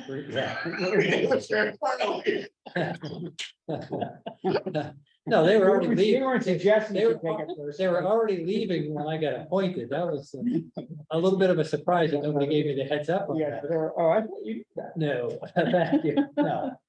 So, and then to get people to step up to do it was a recruiting process. Yes. And I think the FinCom is an incredibly valuable committee, so that was, and most of these committees, like climate change resiliency, yeah, that's pretty important too, going forward. So we need to get people involved. How that happens, I don't know, but again, yeah, when you see like the sustaining energy and there's 3 vacancies, okay, I take that with a grain of salt.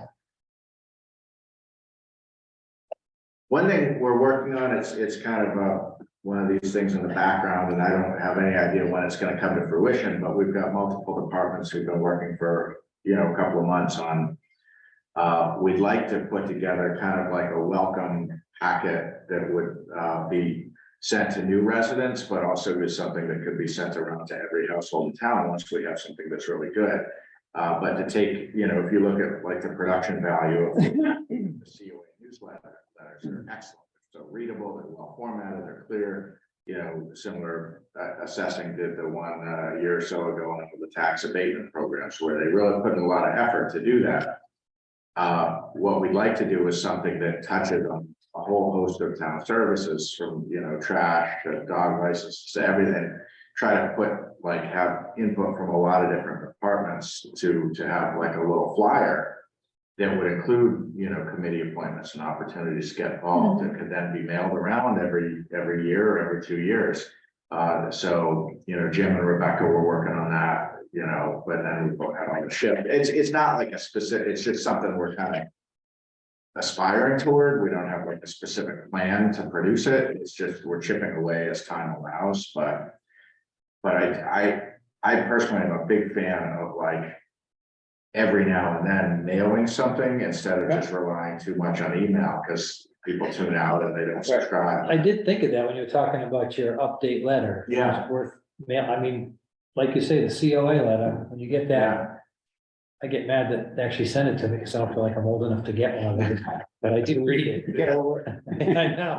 Yeah, no, it's great. I do think like a mail, newsletter, like once or twice a year can go a long way and really reach people that you'll never reach through email. If you're to try to do that on a more general basis for committees, it would be interesting to just have just a thumbnail about the committee on it, and then have a QR code that went to that committee's website. Yeah. And so that I don't know, it seems like that might cause people to respond more than, if they have to read a lot of content in a mailer to get what's there, That's then great. they may not go through it very thoroughly. Yeah. But if there's just a thumbnail about the particular committee and then a QR code, and then, I wonder what that is, and but maybe it'd work, maybe it wouldn't. The only way to know would be to try it. All right, that sounds like a good plan. Yeah, good.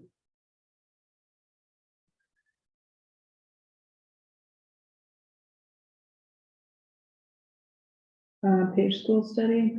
Yeah, so this, right at the top on page 29 of your packet, so, obviously when this was issued, we didn't know we were gonna be, losing our DPW director. But is a really good RFQ. It lays out a very, very specific process to follow, for review of the, responses. Which I believe are due at the end of May, if I recall. I think it's May 26th. We're working right now, I'm May working with 19th. Christine on the addendum. I got a draft today and I told her I could turn around my comments by the end of tomorrow, so we'll issue an addendum tomorrow. But anyhow, so I just wanted to pin down this kind of advisory group. It specifies town staff, Kentucky, a select board member and a resident of the town, as well as the chief procurement officer. So I think we talked about this the last meeting of 5 would be the right number. So I just wanted to try to, I guess, just get you to say who on the board would participate, and then as a resident of the town, ideally Elisa, so If she's she's interested. Yeah, if she's interested and available.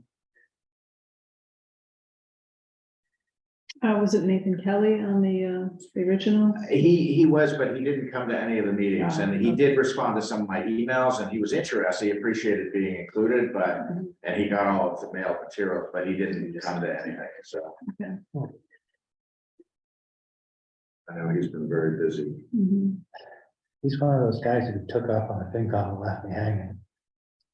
But he was, the 3 months I was there with him, where he was fantastic. Yeah, he is. he So is if you fantastic. could reel him in on something, he would be good.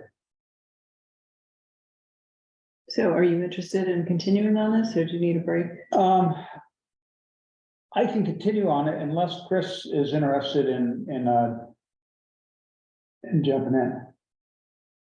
I don't think this is the one for me. I'm interested in jumping in, but I'll fill you in sometime later. Okay, okay.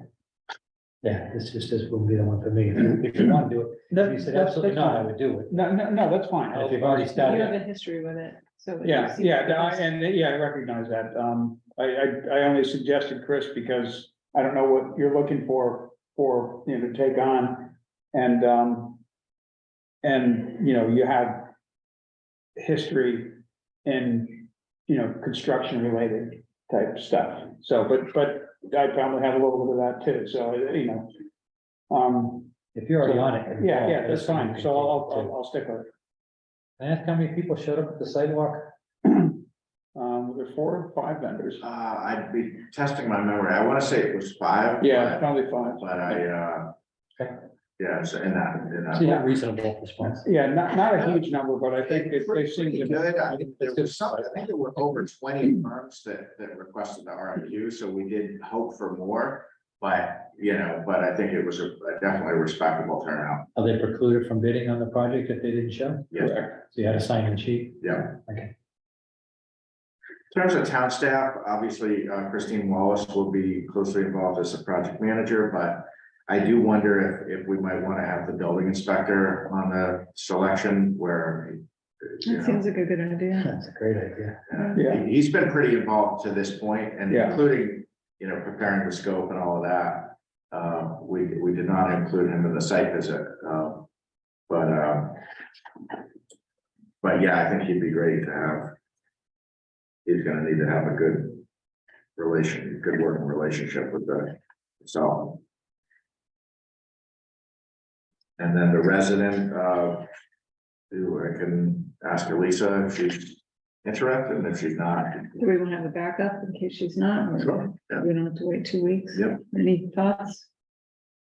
Any other non-associated I residents? would go to Nathan Kelly if you could convince him, because he's got the financial background. Mhm. I believe he's also a teacher at Whittier. Yeah. He's got some institutional knowledge.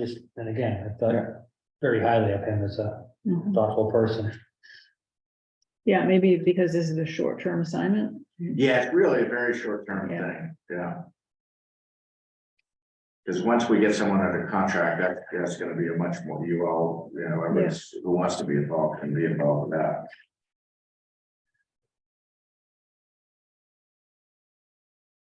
So that's all the feedback. Yep, that's all I need. That's great, thank you. Do the schools have a representative on it? Yes, yeah. It's Emily, right? Well, we would hope it would be Greg. Oh, right, okay. But that's yeah, where he's yeah, retired, that's yeah. really gonna be up to, Emily's gonna be closely involved. Up to this point, Chris, we've been working really very closely with the principal, with the facility staff, both current and retired. And keeping Justin and his office in the loop on it, but it's been more Emily and Bob Danforth and Greg Haddon.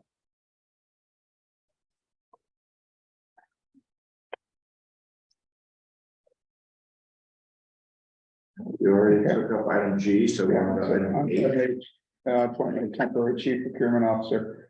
I didn't really see the ambiguity that you thought was there. I thought it was pretty clear that it would try to be, given that we have a town manager, that it would be the town manager. To appoint or to serve? To appoint? No, to serve. Oh, to serve, okay. Or maybe I misread that, but as I was running through all this, I thought it seemed fairly clear that if there was a town manager, let me turn back to that. Unless I misread as I was racing through. So the appointing authority for the CPO is the town manager in a town without an applicable charter or bylaw provision.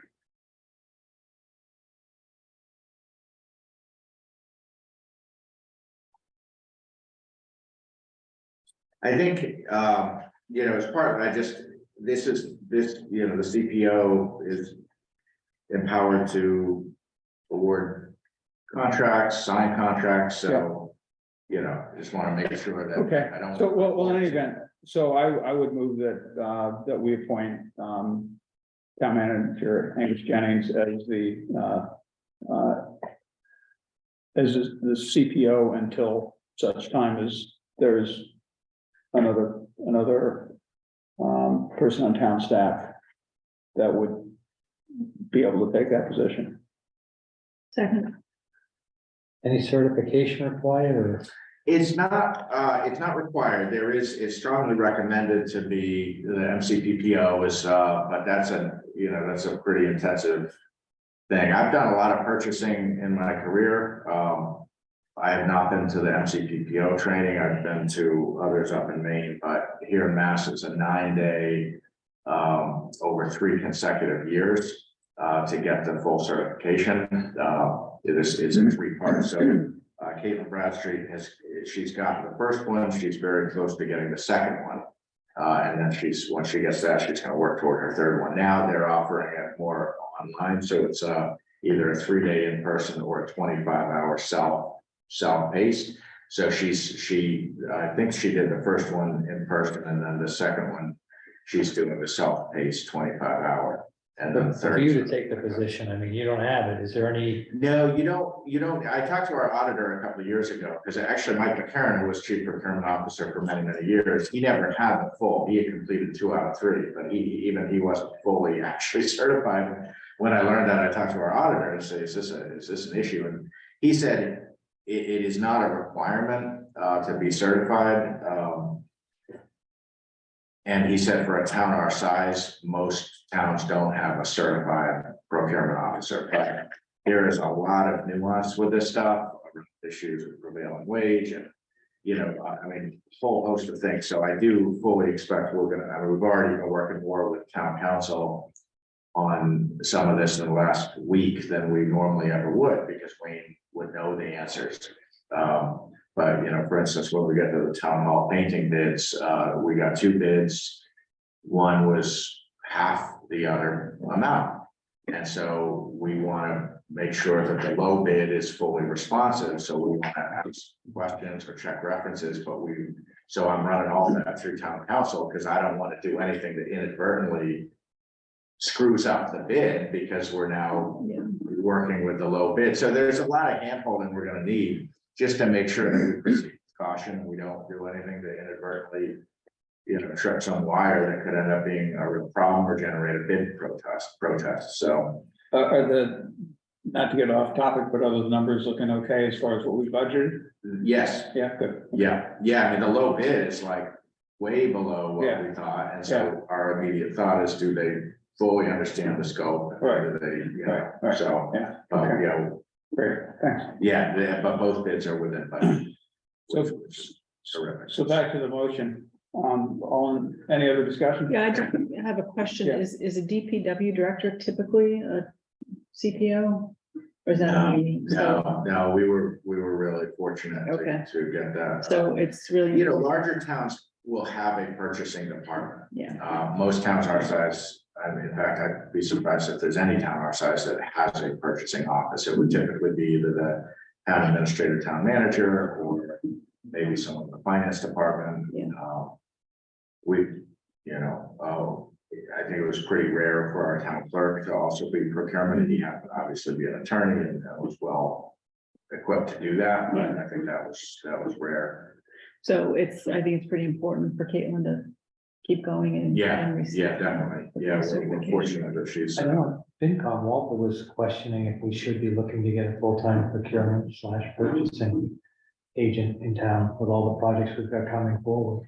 It is a major time burden. I mean, this footnote I put in was to just this is just what we're doing at the moment, and I've actually added 5 more to this list since I. Think of everything else going forward between page and water and I know it. regular, I know it. purchasing equipment that's Yeah. fairly expensive and it's not you could almost pay for the position itself if it's done properly. Mm. If somebody's overseeing, like you say, high bid, low bid, you get 3 bids and you then get the spectrum, that becomes even more curious, Mhm. and there's, you know.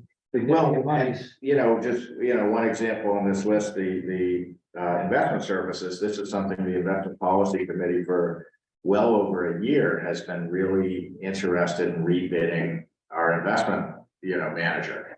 And, you know, I think they're very frustrated that we haven't gone forward yet, but there's an entire separate book about the procurement of banking and financial services. So there's nobody on staff who's done it. If we had nothing else to do, we could do it, but we have a million other things to do. So it's been very, very hard, and we haven't to this point found the bandwidth to actually prepare an invitation for bid, send it around, make sure we're following all the rules, which are different for that kind of purchasing. It wasn't something Wayne had any experience with. It was on his list, you know, but you've seen this list. Yeah. So anyhow, it's frustrating because there's things that it holds us back because we can't move as quickly as, and in fact, we kind of got into a bit of a pickle in the last week with Park and Rec to do with some of the fencing that was installed because the go-ahead was given to a vendor. It wasn't a vendor who put in the quote. They were bent out of shape. They didn't get the work, and it's all because it's very decentralized, because some of the commissions and, you know, the Park and Rec or, you know, library has definitely given us pushback as to whether they need to go through us. You know, there's a lot of the decentralized committee structure can kind of rear its head on the purchasing side if people are either making commitments or purporting to make commitments. There's actually nothing, if you read the Town Manager Act, there is nothing that vests in my office any authority whatsoever on awarding a contract or signing a contract. Whereas like in my last job, I was the only person who had the legal authority to bind the town contractually. That's like a big difference. So, you know, here it's different for different parts of the organization. So, I thought it was a pretty good question on Walter's behalf. But- yeah. And you could also combine it with purchasing and even grant proposal, you know, Mhm. you know, one's busy, the other's not, you could, you know, Yeah. jump back and forth. So it could potentially sometime in the near future have a value to the town. Mhm. It's definitely, you know, we've definitely bulked up staffing in that regard quite a lot in that was a major justification of expanding the DPW support position from 15 hours a week to 34 hours. It wasn't just for procurement, but that was a major justification and need. Now that we don't have, you know, the chief procurement officer that we had, and now that support position may well become the chief procurement officer in the future. You know, because that person needs support. There's a lot that goes into it. It's a time intensive thing. So. Yeah, I think we're kind of always reevaluating what's the appropriate staffing structure, you know, as of a few weeks ago, it's actually the first time in the 5 years I've been here that we're actually, in my opinion, fully staffed.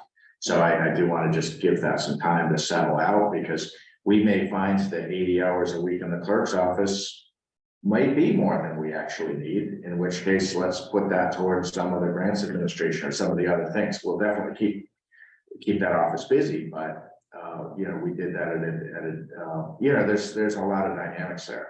I think finance department is still is appropriately Lean. staffed, but it's lean, Yeah. but it's very lean when you look at other towns. So there would never be, CPO would never be somebody on the finance staff? Oh, it could be. Yeah, okay. I think they would be too busy to do. Yeah, both. not with our current structure. Yeah, no, Yeah. clearly not with the current structure. but- Yeah. Yeah, I mean, that would kind of be a natural. In a lot of towns, that's how it would be. As you know, certainly Wendy and Rick, you know, I've kind of looked at the select board, town manager, town clerk as somewhat fungible. You know, even though they're 3 different departments, and really 4, because finance and town manager are really different departments. There's been a lot of cross training, and especially in the last, 18 to 24 months, there's been a lot of, clarification clarification of which functions are resting where, communications, website, board committee reappointments, town report, production, a lot of those things harbor, we're still working on that with some of the administration of some of the harbor master responsibilities, is still somewhat dynamic, in terms of who's actually doing that work. Back to the vote, all in favor? Aye. Aye, All right, we'll send the paperwork to the state. great. Okay, we've got the review of the letter from the Board of Water Commissioners dated April 24th. Yeah, I had a question on that, Angus. They cited Article 6. Isn't that just the budget? I assumed that they meant Yeah, it was, the Dole Place article on the special, and I sent a note to Mark to clarify that. Okay, I didn't get a response from him, but I assume that they are referring to the Dole Place study, which I kind of questioned that when I sent a note, I sent to Mark, I said, if that's what they were referring to, why? Because back in January, the board had sent them a memo, and then in March, then resent them the memo and sent them the RFQ. I think Yeah, we're really open about the Dole Place study. I think Article 6 is what they meant, and it's because at that meeting, it was purported that they were not involved in the budget preparation, and that was corrected at the meeting, but I wonder if this is just carryovers from that. So Which was at the meeting. the Board of Water Commissioners meeting. that Oh, the mentioned. one I didn't go to? Yeah, Okay. so, I mean, it's not a huge deal. I think the basic point is they would like to be part of the discussion, which I think is fair. Going forward for the instructions, I wish they'd been here. I was hoping they were gonna show, but yeah. Well, Bob did pop his head in, last week and he said, do I need to be there? I said, you don't need to be there. I said, you're welcome to be there. I provided a notice because I wanted them to know it would be agended. I did tell him that, and I think this was in the email I put in, that one of the outcomes of tonight is to try to get a joint meeting scheduled with them. I know that they share that objective as well. He wasn't, they weren't. I didn't want to spring it on them like they don't, have to be here. yeah, no, I would have just said, as I mentioned earlier, I felt bad when I saw the latitude from a FinCom's perspective where I was. They do have a legitimate concern and, would have handled it differently now, knowing what I see. And then the other question, want to make sure they were, did they have any concerns with the instructions that were voted? Because we never had any feedback. So, yeah, if we have a joint meeting- well, there was an opportunity at town meeting for feedback. I know, but Yeah. it went silent, so maybe if we have a joint meeting in the future, we can. We should talk about everything. Yeah. Yeah, absolutely. Yeah, Yeah, I So- think that so- there was some misunderstanding about the instructions. I will say that having a committee with one member from each board somehow diminished their authority and that they were gonna get 1/3 of the vote. So I think if, when we have a meeting, that's something to clarify for them. yeah. I mean, that's not, if you read it, that's not what it says, but that was the perception. Okay. So, Designated member to participate in a negotiating team consisting of one board of commissioners. but then they would bring that back to their Right, full board right, for voting, right. so I think it was just. They hadn't seen this before the meeting, and so I think they were just reading it on the fly and not fully understanding Yeah. So as far as setting up a meeting, a joint meeting between the select board and the Board of Water Commissioners. Do you want to grab some dates for potential it. Yeah, meetings? I think it'd be good. And see what works for them as well? Do they have a standing meeting? No.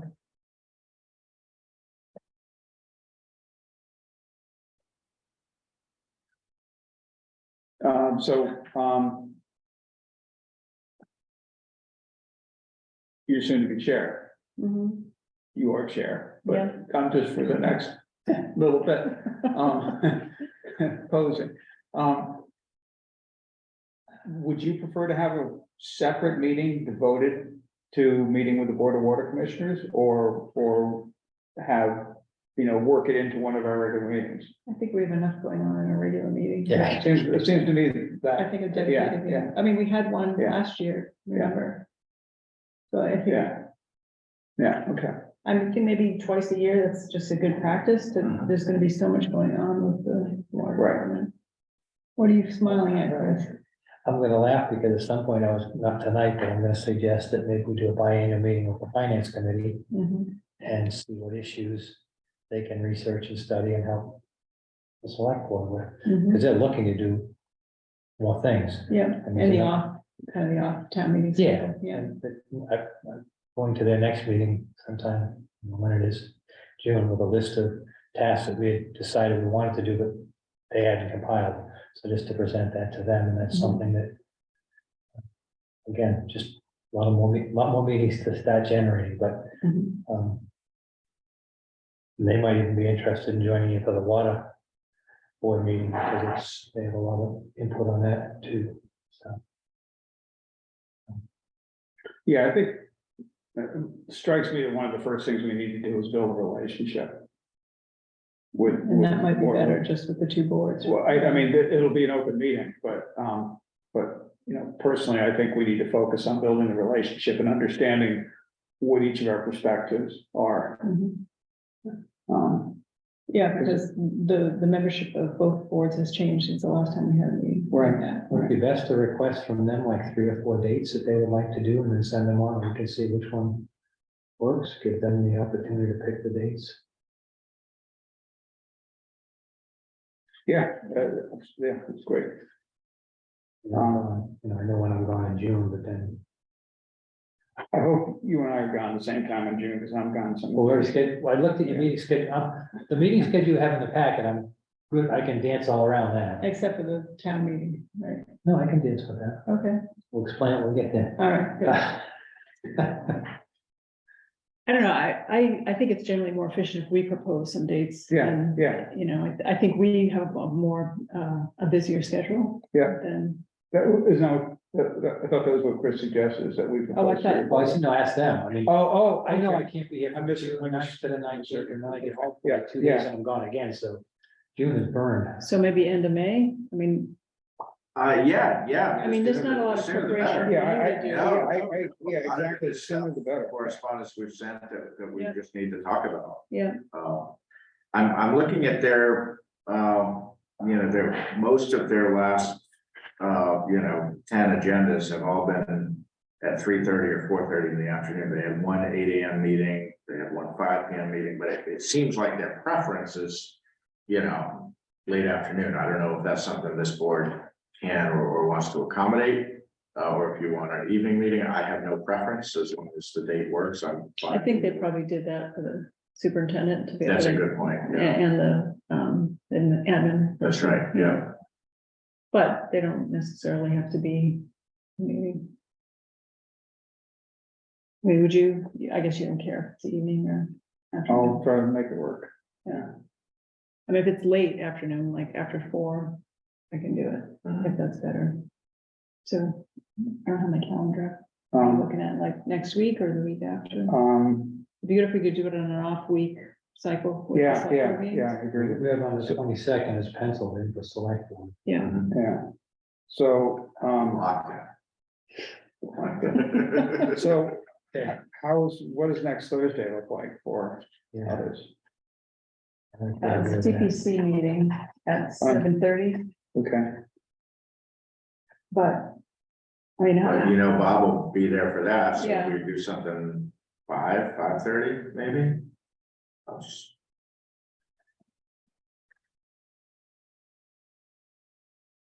for you, works for me. would that be better for you than doing it right before the CPC things? Or, that is, I guess I'm assuming it's gonna go a while. oh, I think we should, yeah. It might be a 2-hour meeting. All right, let's say 5:30. Sure. If it works with them, we need to confirm. Yeah. correct? So would that communication come from you, Angus, or from the board? If you're able to send it from that board account, I think that would be great. dovetails with everything I've talked about and Mark about that. Should I propose an agenda as part of that, or do you want to discuss that? I mean, I think just to brainstorm, one is obviously the letter we sent to the IMA. Yeah, One that, you know, obviously the instructions, mhm.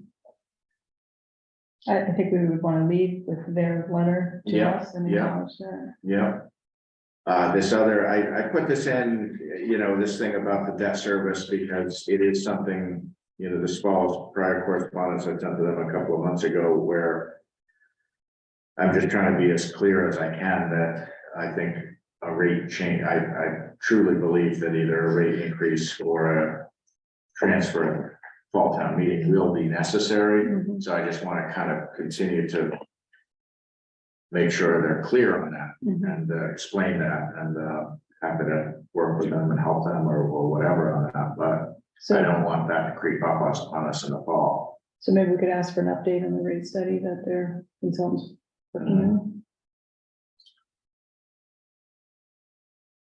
In terms of the hydraulic study, they do have a draft. Mark did lend me a copy and we did scan it, so I can send that around to you all.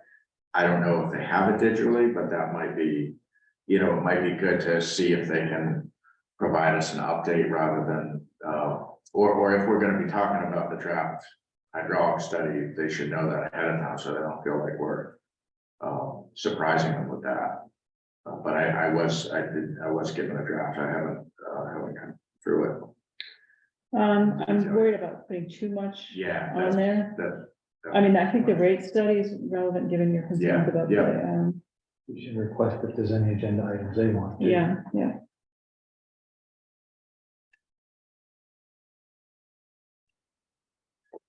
Okay, Yeah, I mean, there's also just, you know, clarification of, you know, goals for an adult place, or, you know, just general, you know, perspective. Hopefully that'll come out in conversation, but, okay. you know, there has clearly been distrust and, you know, we need to get past that. Mhm. And the water commission is in the head of the water department, correct? What's So, that? The water commission is in Mark, Mhm. making sure, and just get all the right parties. All right, well, how about if I pull something together and run it by you and you can share it with the other board members or? Sure, yeah. And so next Thursday, so we should get it out by Friday. Does that seem like enough notice? Does that seem right? Thursday? Yeah, I mean, maybe we could send them you know, confirm the date, Yeah. you know, sooner than that. Okay, And say, I'll do that right that away. later in the week, we'd send some suggested discussion items and invite them to offer. Yeah. do we want a fallback time? Because, I mean, we all just agreed with it, but have no idea how. Okay.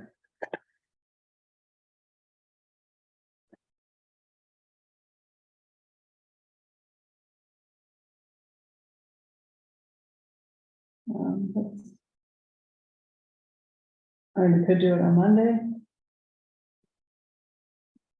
I have actually a Okay. meeting Monday night.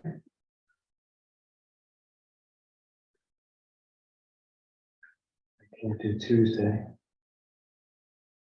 Yeah, I can't do Wednesday. So. Okay, Thursday it is. I had my own issues. It's Friday, I'll do so. All right, so a fallback would be the following week, I guess, if we can. Which you didn't want because you have a meeting that week, but yeah. That's not the end of the world. I mean, multiple meetings. No, my meeting is the 18th, Chris, so the following week would be. No, I mean, Staying away Oh, from oh. the select board, Oh. that's not a Yeah, big deal. okay, we'll start there. Well, yeah, I mean, the following week I'm wide open except for Monday night, so. If they counter back, if they're not available and they throw some dates back, I mean, we can always schedule till we can, Yeah. you know, that's legitimate. All right.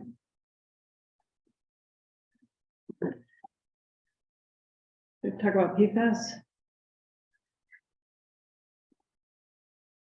Yeah, I mean, I didn't get a tremendously robust response from the listserv. So no local, none of our regional.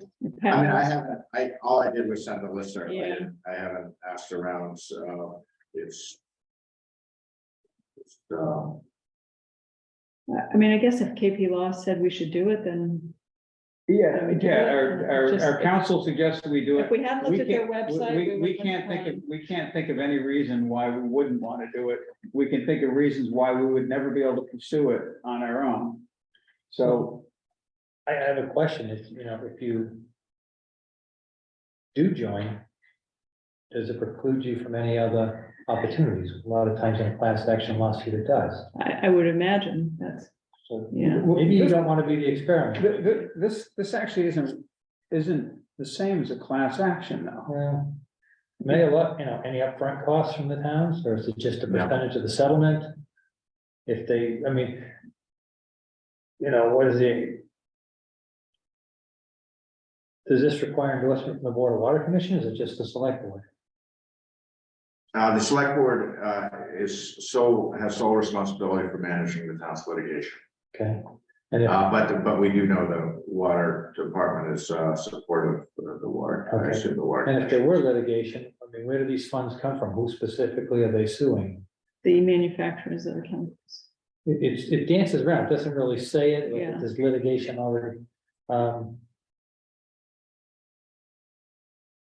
And then the next is it talks about contamination for the water, but what about contamination, food, clothing, carpet? I mean, how deep does the suit go? Is this one specific just to water? Yeah, this is specific just to water. I mean, that's what I took away from Yeah, it. that's And, my and, understanding. yeah, I mean, we're not gonna, the town has no standing to chase the company over PFAS being on the clothes that people in the town wear, or. Well, I'm just saying, class action lawsuits like to lump large components together, so I don't know where it ends up. And again, council says you should. I'm not Yeah, so this is referred to as multi-district litigation as Yeah. opposed to a class action lawsuit. You know, I think class action lawsuit is something very specific. It is, in essence, it's a group filing, I know. Yeah. Not a legal term probably, but. Yeah, so Chris, the thing is, you know, in the meeting last month, we looked up this law firm and their website was pretty funny. They had the three partners standing in the front with the woman's hair blowing back. I mean, it looked like, you know. Right, right. And like the pop-up that came up. Well, he just started doing this litigation too, somewhere in the packet. It's very odd, I didn't, Yeah, so that's what made us pause and that, you know, we're just taking it back up again. And I'm happy for you to table it. I would just say if we table it, let's table it for 2 months, because it's Yeah. just not something that we really have a lot of Yeah. bandwidth. Is there any downside to that's tabling it? the question. No, I really don't think so. The only reason I've been pushing it forward is because Mark took the time to attend the webinar, which I appreciate. Yeah. And he's kind of been pressing me, have you signed on, have you signed on? I'm like, we'll bring it to the board, but you know, I don't think there's a huge picking, you know, time block on this. I think we could revisit it in, you know, Mhm. July, and, maybe by then we'll have a little more, Yeah, I attended a webinar on PFAS 2 weeks ago, and the presenter said that they would provide a list of litigation firms, or, you know, current, you know, not lawsuits, but, you know, current projects, so that might be helpful, That'd just be to see who else interesting is to see, out there, yeah. yeah, I mean, if you sign up now, you're tied in with this one right, firm. right. But, I mean, if you're gonna do it, at some point, you have to make a decision, right? Well, but right now, if they're the only game in town, you don't know Yeah. what game you're getting. We gotta go for one with a better website. I agree, it was pretty. That's pretty shady. The pop-up was bad enough, but the whole Right. blowing hair thing Right, was kind of weird. So, is there a way for us to ask Newburyport if they have Sure. joined in? I mean, who would? Yeah, I mean, I've got several unreturned, Okay, quite. Anyhow, it's not easy to get a response back necessarily from the corner office. So do we just table it for now?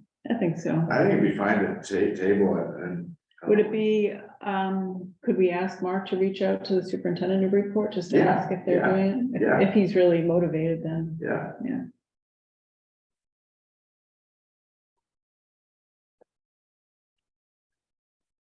Good.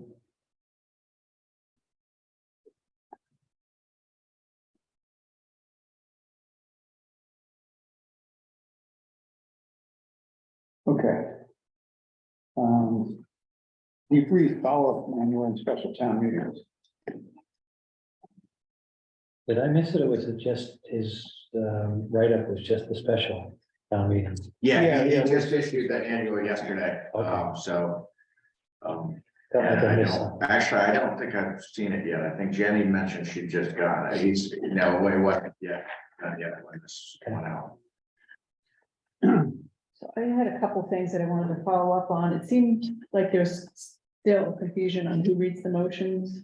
And I don't know, I mean, the town talked about this is right before, maybe next time, but I don't know if there's a way to clarify the process, because we had some people, we were planning on reading it and they stood up and read the motion. Right. And then there was the whole thing about who was reading the Sawmill Brook Mhm. motion. So I mean, I feel like if committees or proponents want to read the motion, they need to be involved in the meeting so they know the proper language Mhm. for the motion. So I don't know, I just wanted to follow up and see if there's a way we could clarify that going forward.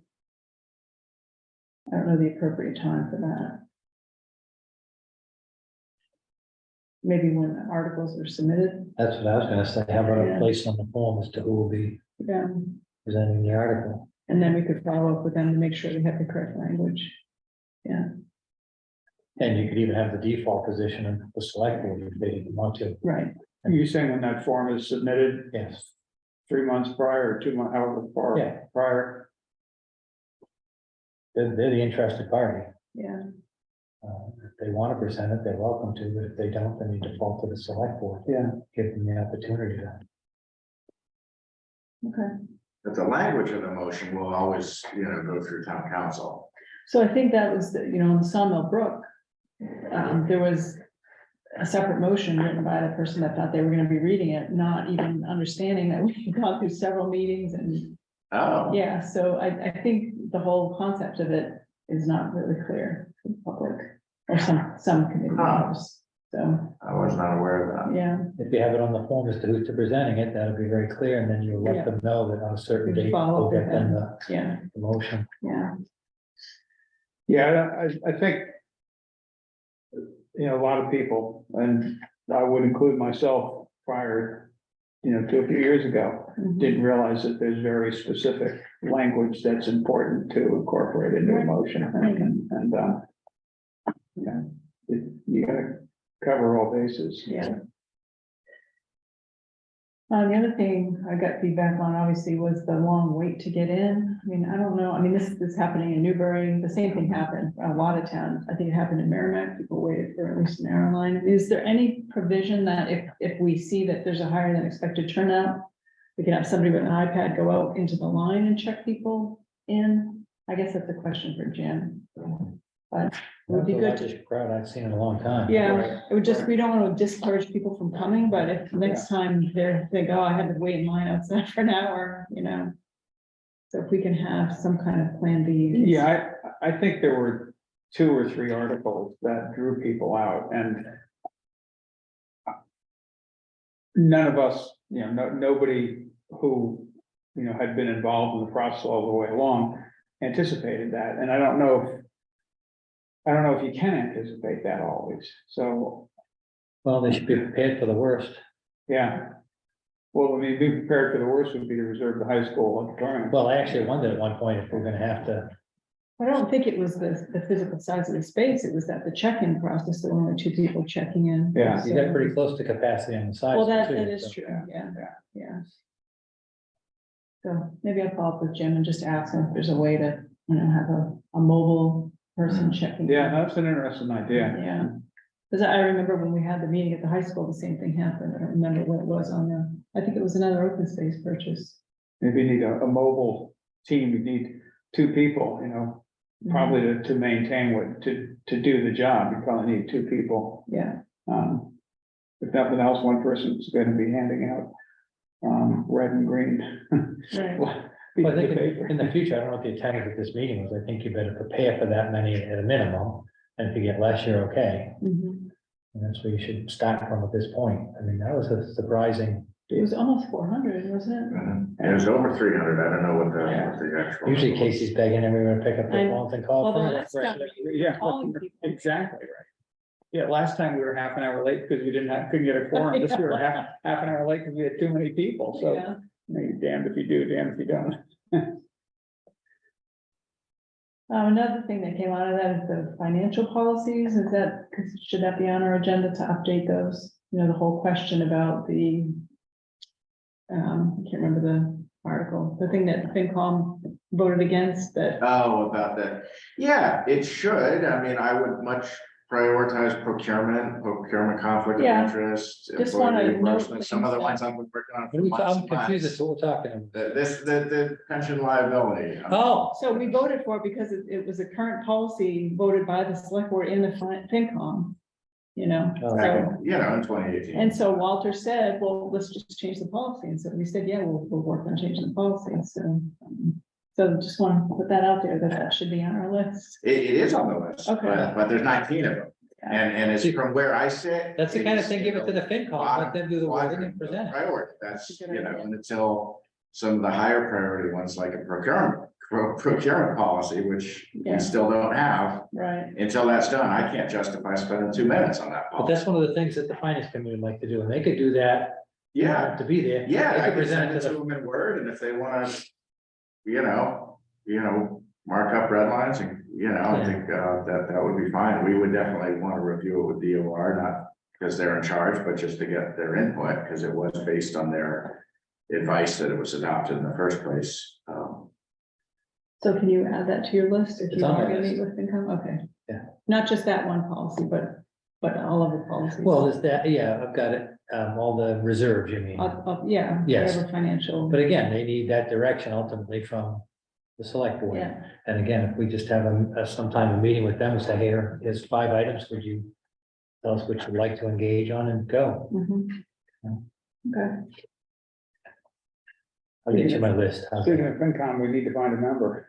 I know, 2 members, right, or just one, just one currently. yeah.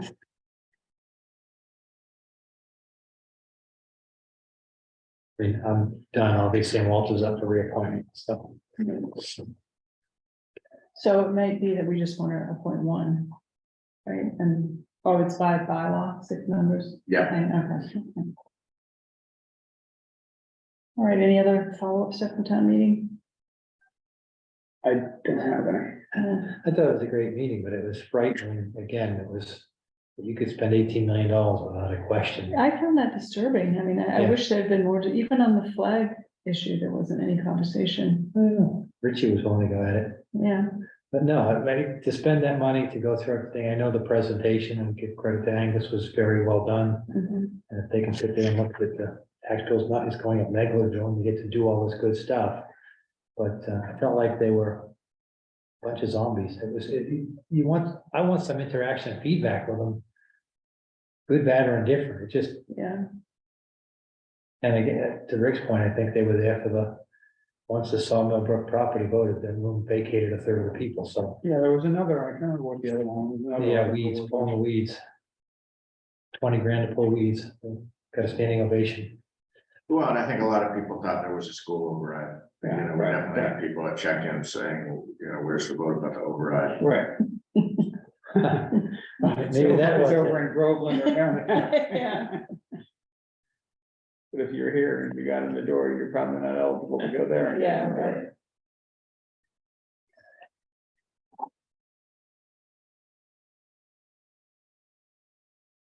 Bond anticipation notes, Yeah, really, the main thing is just to pin down that we've got the date, because as you know, that kind of drives a lot of things. So I think the June 26th date, that relies on, approval of the schedule, but, this is, it's really a very kind of ministerial process. The board does have, the it's your vote to award the, the sale of the bond anticipation notes, but a year from now, our expectation is that we, assuming things go forward with Church and Prospect as we anticipate, that roughly a year from now, we'd be converting these bands to long-term debt. But until we do that, it's an annual reissuance of the bands. So is that something you need a motion on? No, I just need to be able to get back to Hilltop and let them know June 26th is the correct date, because they just need to know what date this board is going to Okay, approve the sale of the bands and sign the paperwork. and that's consistent with the meeting schedule? Yeah, It's consistent with what we proposed, yeah. okay. But this does have a gap in, instead of going June 5th and June 19th, because of Juneteenth, going on the 20th, and we thought later in the month would be better for some of the year-end things. And it also kind of then naturally leapfrogs over the July 4th week, and it just kind of aligns with some of the. Yeah, I was afraid I was gonna be negotiating scheduling, and then I started putting this in, and It worked out perfectly. everything works out perfectly. It works great with my Yeah, scheduled yeah, yeah. vacations this summer as Oh, well. good. Yeah, I told Jim, don't put it in the packet till so he and I look at it. Well, as long as it works for And that you. doesn't mean it can't change, it can change, but we wanted to put something out there that was a good starting point. So Chris, you're all set with these dates? Well, town meeting is good. Yeah, so how busy? We have a meeting October 2nd and then 2 weeks later on the 16th. Mhm. That's all I need is that kind of time frame available, because I'm gonna be heading out. Mhm. Will there be any required information work to be done in that time frame? When are you heading out? Well, Between? I'll probably go out like on the 3rd and be back on the 15th. Yeah, I mean, We'll just run roughshod. Well, I don't know how busy the select board gets in advance of a special town meeting. well, there's a meeting with the joint meeting with the FinCom and Yeah, moderator, and that's usually the week before. That would probably be the 16th, right? Yeah, we'll probably be the 16th, you would Because the think. FinCom in that time frame is very busy, so that would, yeah. But probably in September, not in October. Yeah, typically, because their booklet would be issued 2 weeks prior, so October 9th. yeah, so that, I mean, I'm good with the dates where they are. Yeah, okay. If there's stuff in most No. 2 week interims, I might, Yeah, no, we should, I mean, plus it's, fall special town meeting, and nothing's ever for sure, but, it's not as much generally to consider as it would be an annual town meeting, so who knows what might happen. Yeah, so I think that schedule looks good. So then, And I'm sure I checked this last week, but is Columbus Day the 9th? I'm sure that we. I don't think we celebrate him anymore. It's Oh. Yeah, indigenous Indigenous people. Come on, I just want to make sure. Actually, has the state officially made that change? not until we get rid of the flag. It's the 9th, okay, so, so this schedule, worked out well, it kind of naturally skips over a little bit. Yeah. Holiday weeks.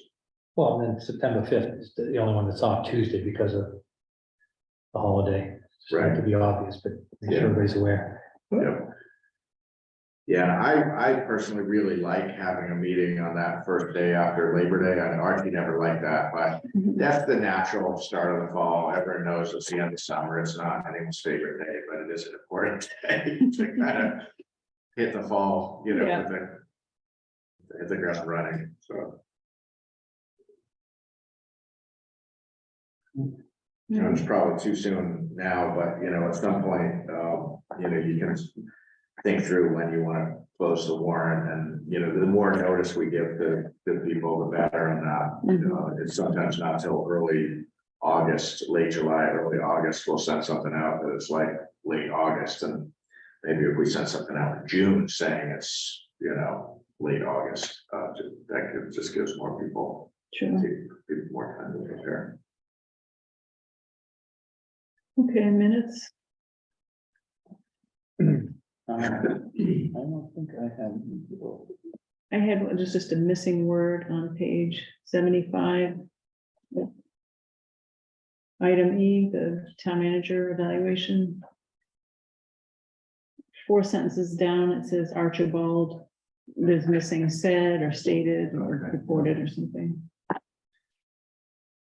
Screened. And I actually had a question, page 74, and it's not an issue with the minutes, I don't recall, what is the final disposition of the COA van?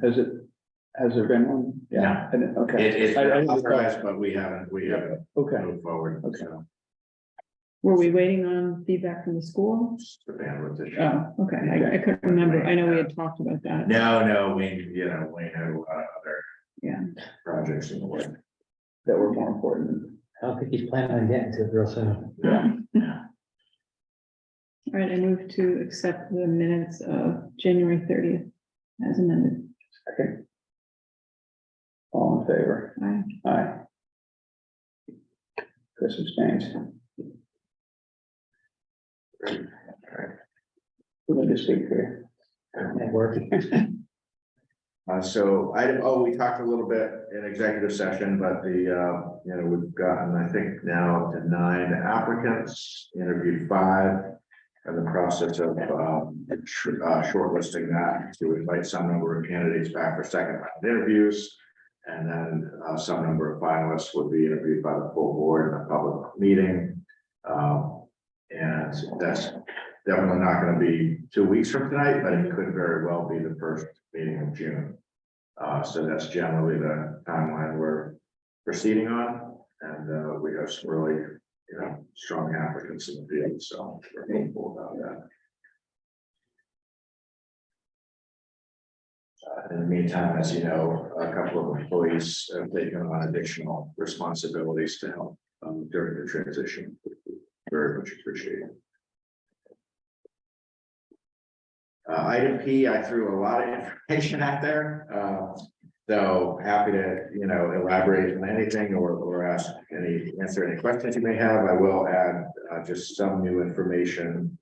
I'll just take them in order. The first one, the DEP site visit. We did get some, feedback from the DEP person in the last day or so, and she said she was heartened to see the amount of documentation and the seriousness with which the contractors take the issue. This has been going on for a long time, so there's some frustration about that, but at this point, DEP hasn't moved to actually take over jurisdiction, which they do have the ability to do.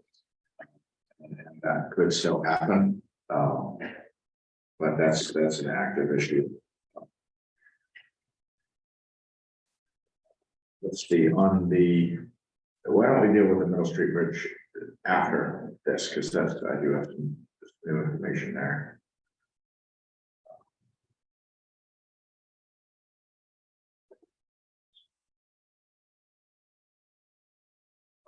Anything from this memo that you wanted to kind of elaborate on? I had a question on the town hall Yeah, painting bids. Yeah. I just want to make sure that for the CPA funding, it sunsets at the end of this fiscal year, right? yeah. And we're all set for that, as long as they're, As long as someone's under contract, Okay. yeah, the sunset is it's a local contract, it's not a state thing, and the way both the former and the current town accountant look at it is similar to an encumbrance. If the work is under contract and underway, they'll carry it forward. Because the intent of the sunsets is, as you know, it's not so much to squeeze projects as it is to make sure these don't languish for years as just, encumbered balances that can't then be appropriated. So, yeah, as long as we award a contract and get someone to work, which we fully expect to do.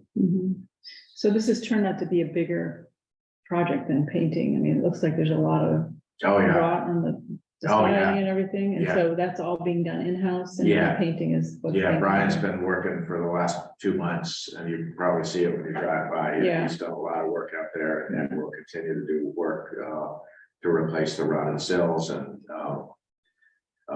they've done a lot of exterior work to get the building ready for painting. How much was allocated for the painting? About 105 was the total amount. If you back out just the painting, it was more like, I actually just did a memo to, or an email to town council on this today. I excerpted all the numbers. I can send that to you guys. I think it was about 55 or 60 of the total amount was for the painting. But based on the actual balance available, there's about 98,000 unspent because the work that's been done in-house hasn't been paid from the CPA allocation. So On the paint scheme, is that run by the historic commission or something? many meetings. Yeah. Historic Commission and Historic District Commission were both closely What's with involved. the black X's? That's actually how it was. My understanding is that's how it was originally. So this is a, It looks like a house that's gonna get demolished when they put the X's on it. I was surprised too when I saw it. Yeah, no, Wayne was very. Those are orange X's, I think. No.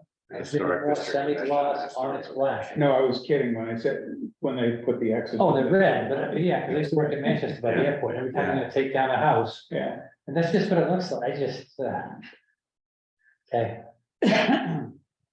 We don't vote on it. Yeah, I know he worked very closely with them prior to issuing that. I'm sure you'll get some feedback once that's happening. Yeah. Sure we will. Can I ask just that if you're on the list and it says beavers, what are we talking about the beavers? We're talking about beavers. There's a number of sites, but really the primary Overflow thing? focus is that one across from the middle high school, and I'm sure you can see the water level. So, you know, Paul's done a lot of work on this over the years, and he's been working closely with Michelle on this one, and so they brought me into a meeting about a week and a half ago. Because they feel that a beaver deceiver is gonna be warranted in that location because it's land that's under the select board's control. You would need to vote to authorize us to pursue a notice of intent with Concom. So we can expect that at a future meeting. It could be at the next meeting.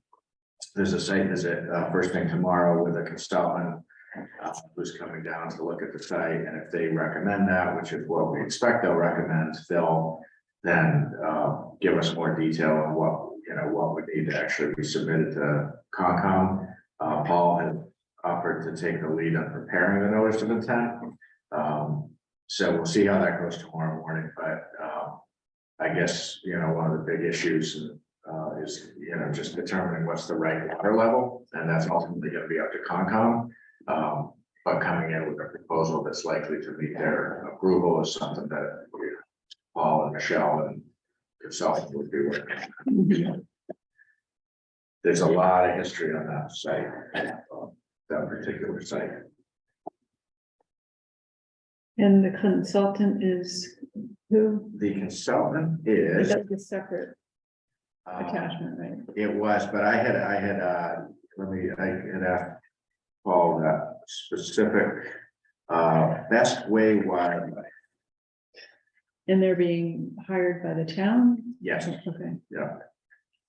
Because I know there was some DOT approval, right, or? Well, yeah, if there's any work within the right of way, that's gonna require DOT approval. So we're not there yet, but it's Okay. likely to be Yeah. involved. So yeah, they had quoted, I think, an initial price of $100 to come down and visit the site, kind of give their general take on it. And then if we want to go forward, it would cost a bit more to actually install get the thing permitted and installed. So that's tomorrow morning at 8. They're actually gonna meet at Nick's. So I told them, depending on if this doesn't go too late, then I would intend to be there, so. Fingers crossed. Right, well, We're in the home stretch here. 9:36, I think we'll hit Chris's stated goal of 10. Things not gonna turn into a pumpkin. I'll fall asleep out of the table.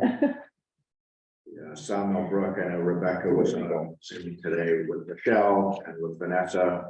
And I know Greenbelt's gonna do the lion's share of that work, but there is. Right, I was under the impression they were doing all of it. so- They're doing a lot of it, yeah, but there's just different, we're the applicants, so Right, we, you know, right. there's different things we have to provide. So that will fall on the conservation agent or? Well, so I got a note from, I was not on today's webinar.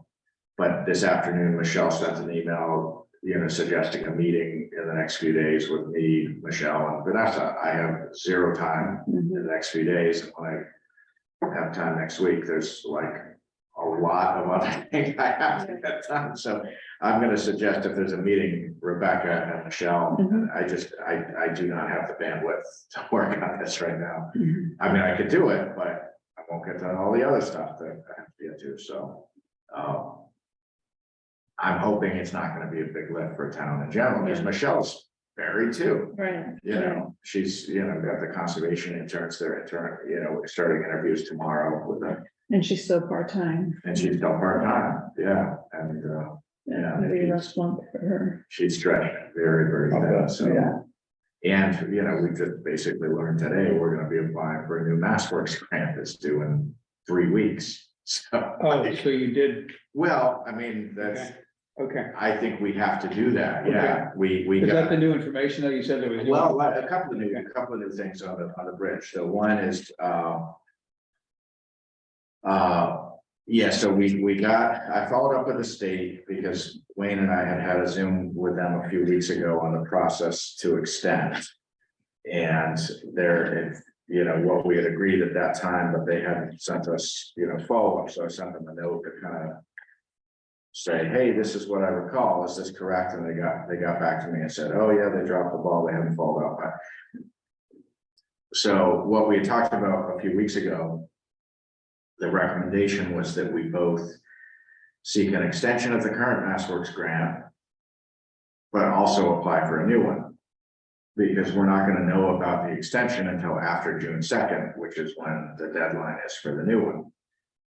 I think it's very, you know, certainly possible, and I think it's probable we would not get an extension, because even if we get an extension, it would only be for 1 year, and there really is not a realistic scenario where we not only not have the project complete, I don't see a clear path to have someone under contract to build the bridge in FY24, because the cost gap is such what it is. So I'm gonna do, you know, I'll do the best I can to get an extension, but I'm gonna be very honest about the situation. And I would personally rather lose the grant, reapply, get a new grant, get a new 3 years, rather than get a 1-year extension. If going into the year, we really don't, unless we get, you know, the gap, you know, is big. Yeah. So, yeah. So was $1 million the limit on the MassWorks grant, or could, okay, so we can't apply for it. Correct. Yeah. But still, if we applied for a new $1 million, that would be, then we'd be. Potentially, I mean, they say, they don't know, they've been really, the grant administrators of the state have been really great through the whole 3 years. They've been really accessible, really responsive, and I don't often say that about state people. They've actually been really, really good to work with. But they've been very clear with us. It's a new administration. They don't know what's gonna happen. They don't know will this next round, will they look at our maximum award being the unspent amount from our prior grant, or will they reset the clock and their advice to us was to apply for $1 million, but they said there's definitely a scenario where you're capped at, you know, the net amount. Yeah.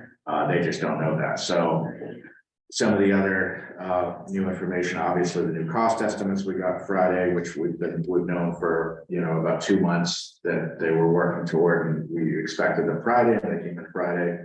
And no surprise, they were, you know, quite a bit more than the ones from 2 years ago. And then the third kind of big new thing is I did get confirmation that the mayor's FY24 budget proposal does carry $700,000 for the Middle Street Bridge. I just learned that today, not because anyone told me, but because I was able to find it on their website, because I can't get a response.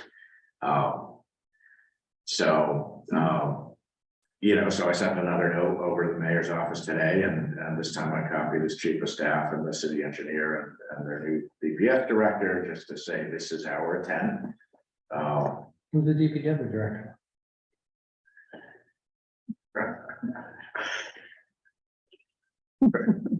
So, yeah, so we're gonna need, I'm not expecting, much support on the MapWorks grant. It would be our grant, not theirs. But we certainly need, to verify that the information we're providing, on what the remaining balance in their mascot grant, they'll work with us. They always have it at the staff level. So, but some of the information I'm still trying to get is, okay, so the budget includes 700, which is great. But that's just what's proposed. Right. We're gonna go to the council, and I couldn't find on the city council website any insight on what their budget review process. I didn't find any calendar or dates or anything like that. So I'm trying to get some, just clear information. When's this actually gonna come up? Can we, we don't need the permission, what we'd like to be in coordination to actually, we'd like to be able to present the project and go to a public meeting and, make the case of why it's in both communities' interest to really, strike while the iron's hot and use the money we have and work together. So I'm still waiting on, kind of some good replies. I think I've sent like 3 or 4 unresponded, kind of detailed. I think did I include, like, no, I didn't, but yeah, I wrote up like quite a lot of detail. And actually, some of what I wrote to the mayor, I then modified into this memo in here. So that's, in terms of the balance remaining, how much has been expended, he'd asked me some of those questions, so I put that all together, and then I thought, well, I'm gonna do a memo to the board, so that's what I did, but this, the funding shortfall, if you, let's say Newbury Port approved that amount, we're still at a $1.5 million shortfall, assuming we keep the MassWorks money we have. So it's a very big gap.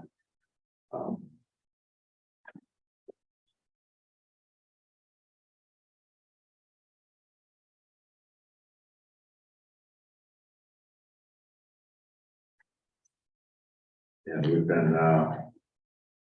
we did do some work with the city's grant writer earlier in the year, and we, looked at 8 or 9 different potential grants, and none of them seemed like a good match.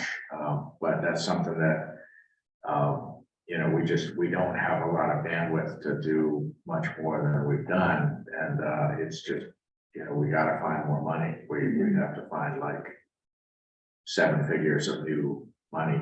So one of the ideas, and I kind of allude to this in the memo of this, a couple of scenarios, but please discuss these further on Tuesday. One thing that I had floated to the board about 2.5 years ago as like a potential future plan, in the event that there is a funding gap.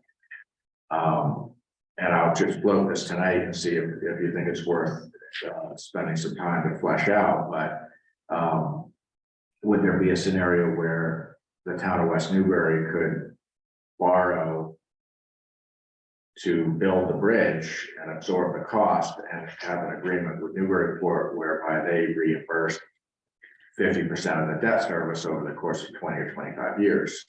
That could be an easier thing for them to agree to than trying to come up with some 7-figure amount in a relatively short term, which is probably not going to happen.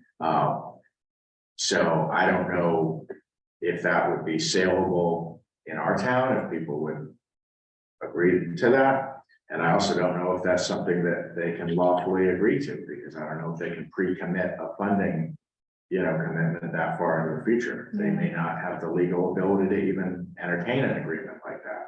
But that's short of an infusion of an additional 7-figure non-local grant. Those are the only 2 paths I see to get this bridge built at this point. That town meeting appropriation, does that have a sunset date? Was it FY 600,000? 24. That could be extended, right, I mean, vote, but yeah, that's FY 24. Yeah, I'd be, yeah, I mean, we talked about that the other day. I'd be really surprised if they legally can do that. Yeah, Yeah. yeah, I don't think they could either, I'm just guessing. I mean, it's sort of akin to us making a commitment of what town meeting is gonna vote on Right. 18 years from now. right, yeah. No, it'd be one thing if it was jointly issued debt and they were on the notes, but Right, if it's right, not that right. the case, they are not legally Right. bound to, Mhm. If it was an IOU. right? Handshake. Trust us. Yeah. A couple of Anyway, Bitcoins. Deja vu.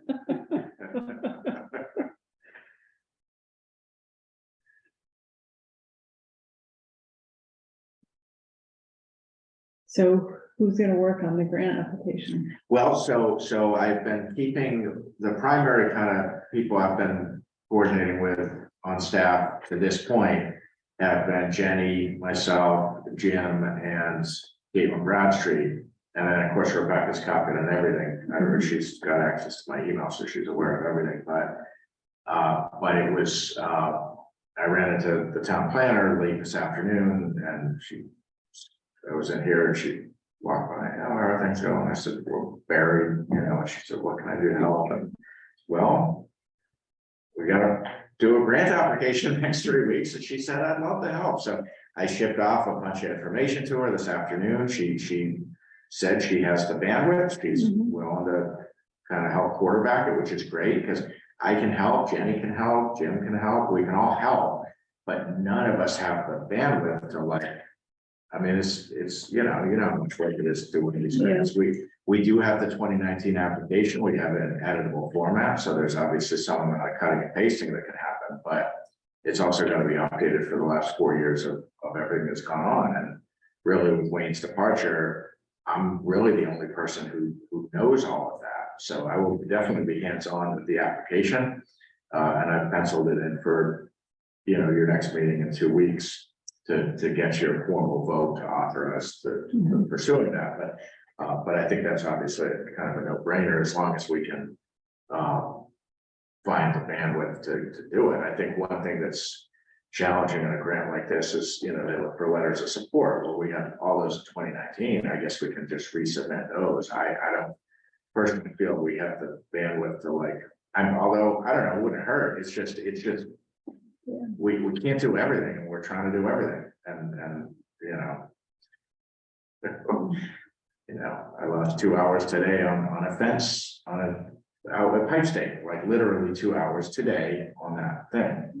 And, I've been buried in procurement stuff for the last 2 days, signed, actually I didn't want to sign them today because I wasn't, named CPO yet, but tomorrow I'll sign the catch basin cleaning contract and the street sweeping contract and the line striping contract. I'm working really closely with Jenny and Caitlin and Butch on how can we use this RAP money. We have $100,000 of RAP money to use in the next 7 weeks. That's pretty darn important. I've put in 4 hours on that in the last couple of work days. That's a very high priority. So it's, drumming up letters of support. It's just not, we can't do everything. We can't do everything. So. Any fresh thoughts on how to use the RAP money with Yeah, so these, the timing, so what happened with these 3 contracts I mentioned, the street sweeping, catch basin cleaning and striping, those all fall within eligible uses. Right. It just so happened MVPC was doing those procurement processes on a regional basis and Wayne, months ago had opted in. So we are part of that. Once MVPC selects the bidder, which they did on Friday for each of those, each community then has to enter its own contract. Caitlin drew up contracts based on the template that Wayne did. So she sent those to me today and they look great. But then so I got to sign the contracts, then we got to contact the vendors and say, how much can they do for our particular town in the next 6 or 7 weeks? And then just kind of chip away at, if they say they could do 20 grand of work, great. If they can't start till July, that doesn't help us with the RAP situation. So that's where we've got, which, so I've had Caitlin, putting together what contractors, what vendors do we have under contract who do work that is eligible for RAP? And then working with Butch on, is there some smaller paving project or crack sealing or something that we can carve off, get scoped out, give someone the green light to actually get that work done in the next 7 weeks? Like, that's the work we're doing every single day in this office, is trying to, and that's a lot of work. That takes a lot of time, and without the director there, we're all doing the best we can, but we're not the DPW director, so we're kind of working together and trying to collectively do what, the director normally do. So we'll see. And then the other thing we're doing is we're looking back at money spent so far this fiscal year in the highway, sidewalk, and trees expense line, to see if any of that can be journaled over to RAP money. There are things we maybe paid out of the operating budget that would have been eligible out of RAP that we can now journal over. So we're going to try to, I hope we're not going to have to give any money back, but I'm not able to say that now. It depends how it all goes and whether the vendors can move quickly. But we really, when we lost the paving contractor, we just learned that 2 weeks ago. That was an enormous setback. I mean, that was a huge kick in the teeth. And the RAP money, you guys will remember, we just learned about that like last summer. It kind of fell out of the sky, money from the state to say, okay, you got to spend it by June 30th. Well, that's great, but it takes time to, spend money. It's not, it's, we actually, I know Wayne put quite a lot of effort trying to get the idea of, Christine Wallace were really pressing DEC to do that, and they just couldn't, to get us a plan, but they couldn't find the bandwidth to do it. So, yeah, we don't want to give any of that money back, but it was definitely a setback to lose the paving What contract. was it, 120 or something like that to begin with? No, it was 152, 152. and we've spent about 50. So. But Jenny emailed me today, there's like an $8,100 expense. So, with journaling over, I think, we'll chip away, but we don't want to give back any of that money if we can avoid it. Right. Okay. Well, that's great that Sue stepped in to help with. It really is. Yeah. Yeah, it really is. Because I'd heard that June 2nd date a while back, but until today, it really had not been Yeah. like in my consciousness. And then I was like, oh my gosh, like that's like very soon. Yeah.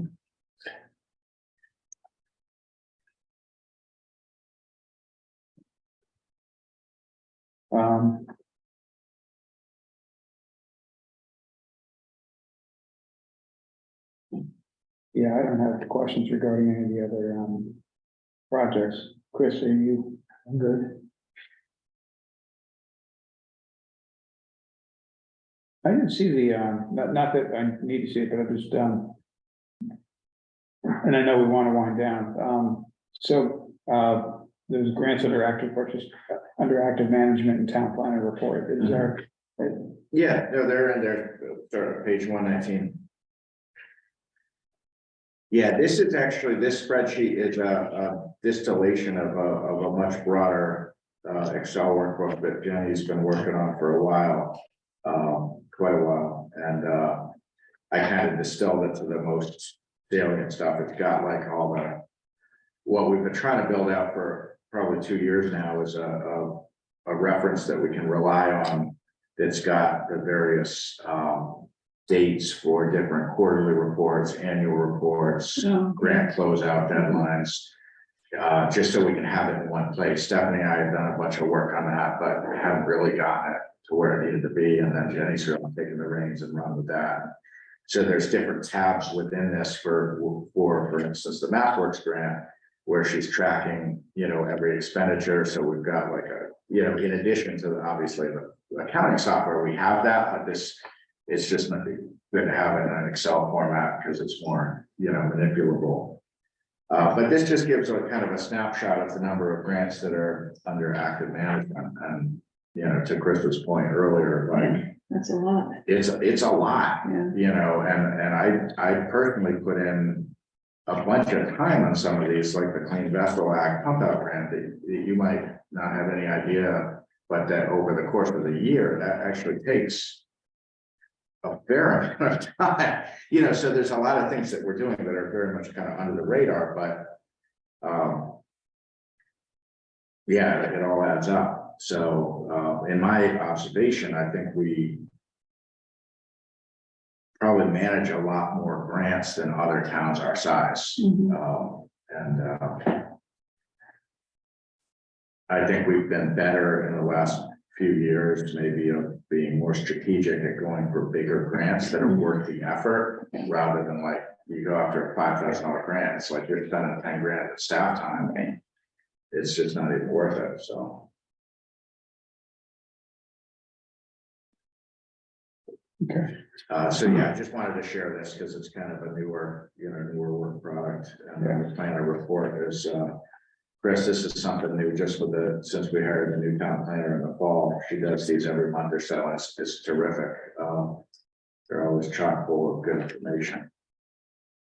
He tends to give me a draft before she finalizes it, so for instance, like the corridor stuff, I ended up writing a bunch of that just because I am more hands-on with that, but her board's gonna definitely be very involved with that.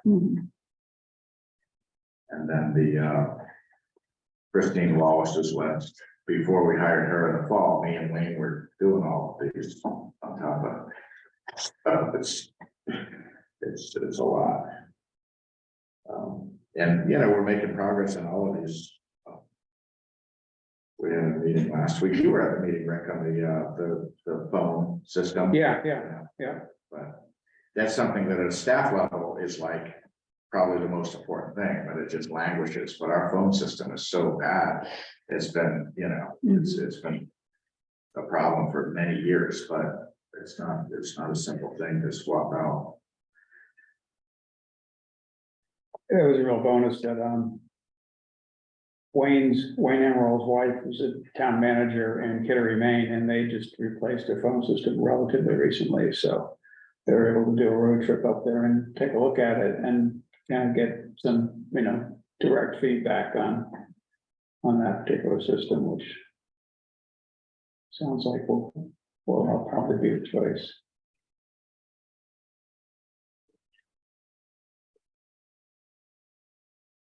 All right, we through everything? I think we're through. Yep. Move we adjourn. Thank you. Any discussion? Of course, you sound tired. Yes. You be done. Hey, Check on the back of that. I have notes. great. You guys. You can Yes. All right. Thank you. You can have it.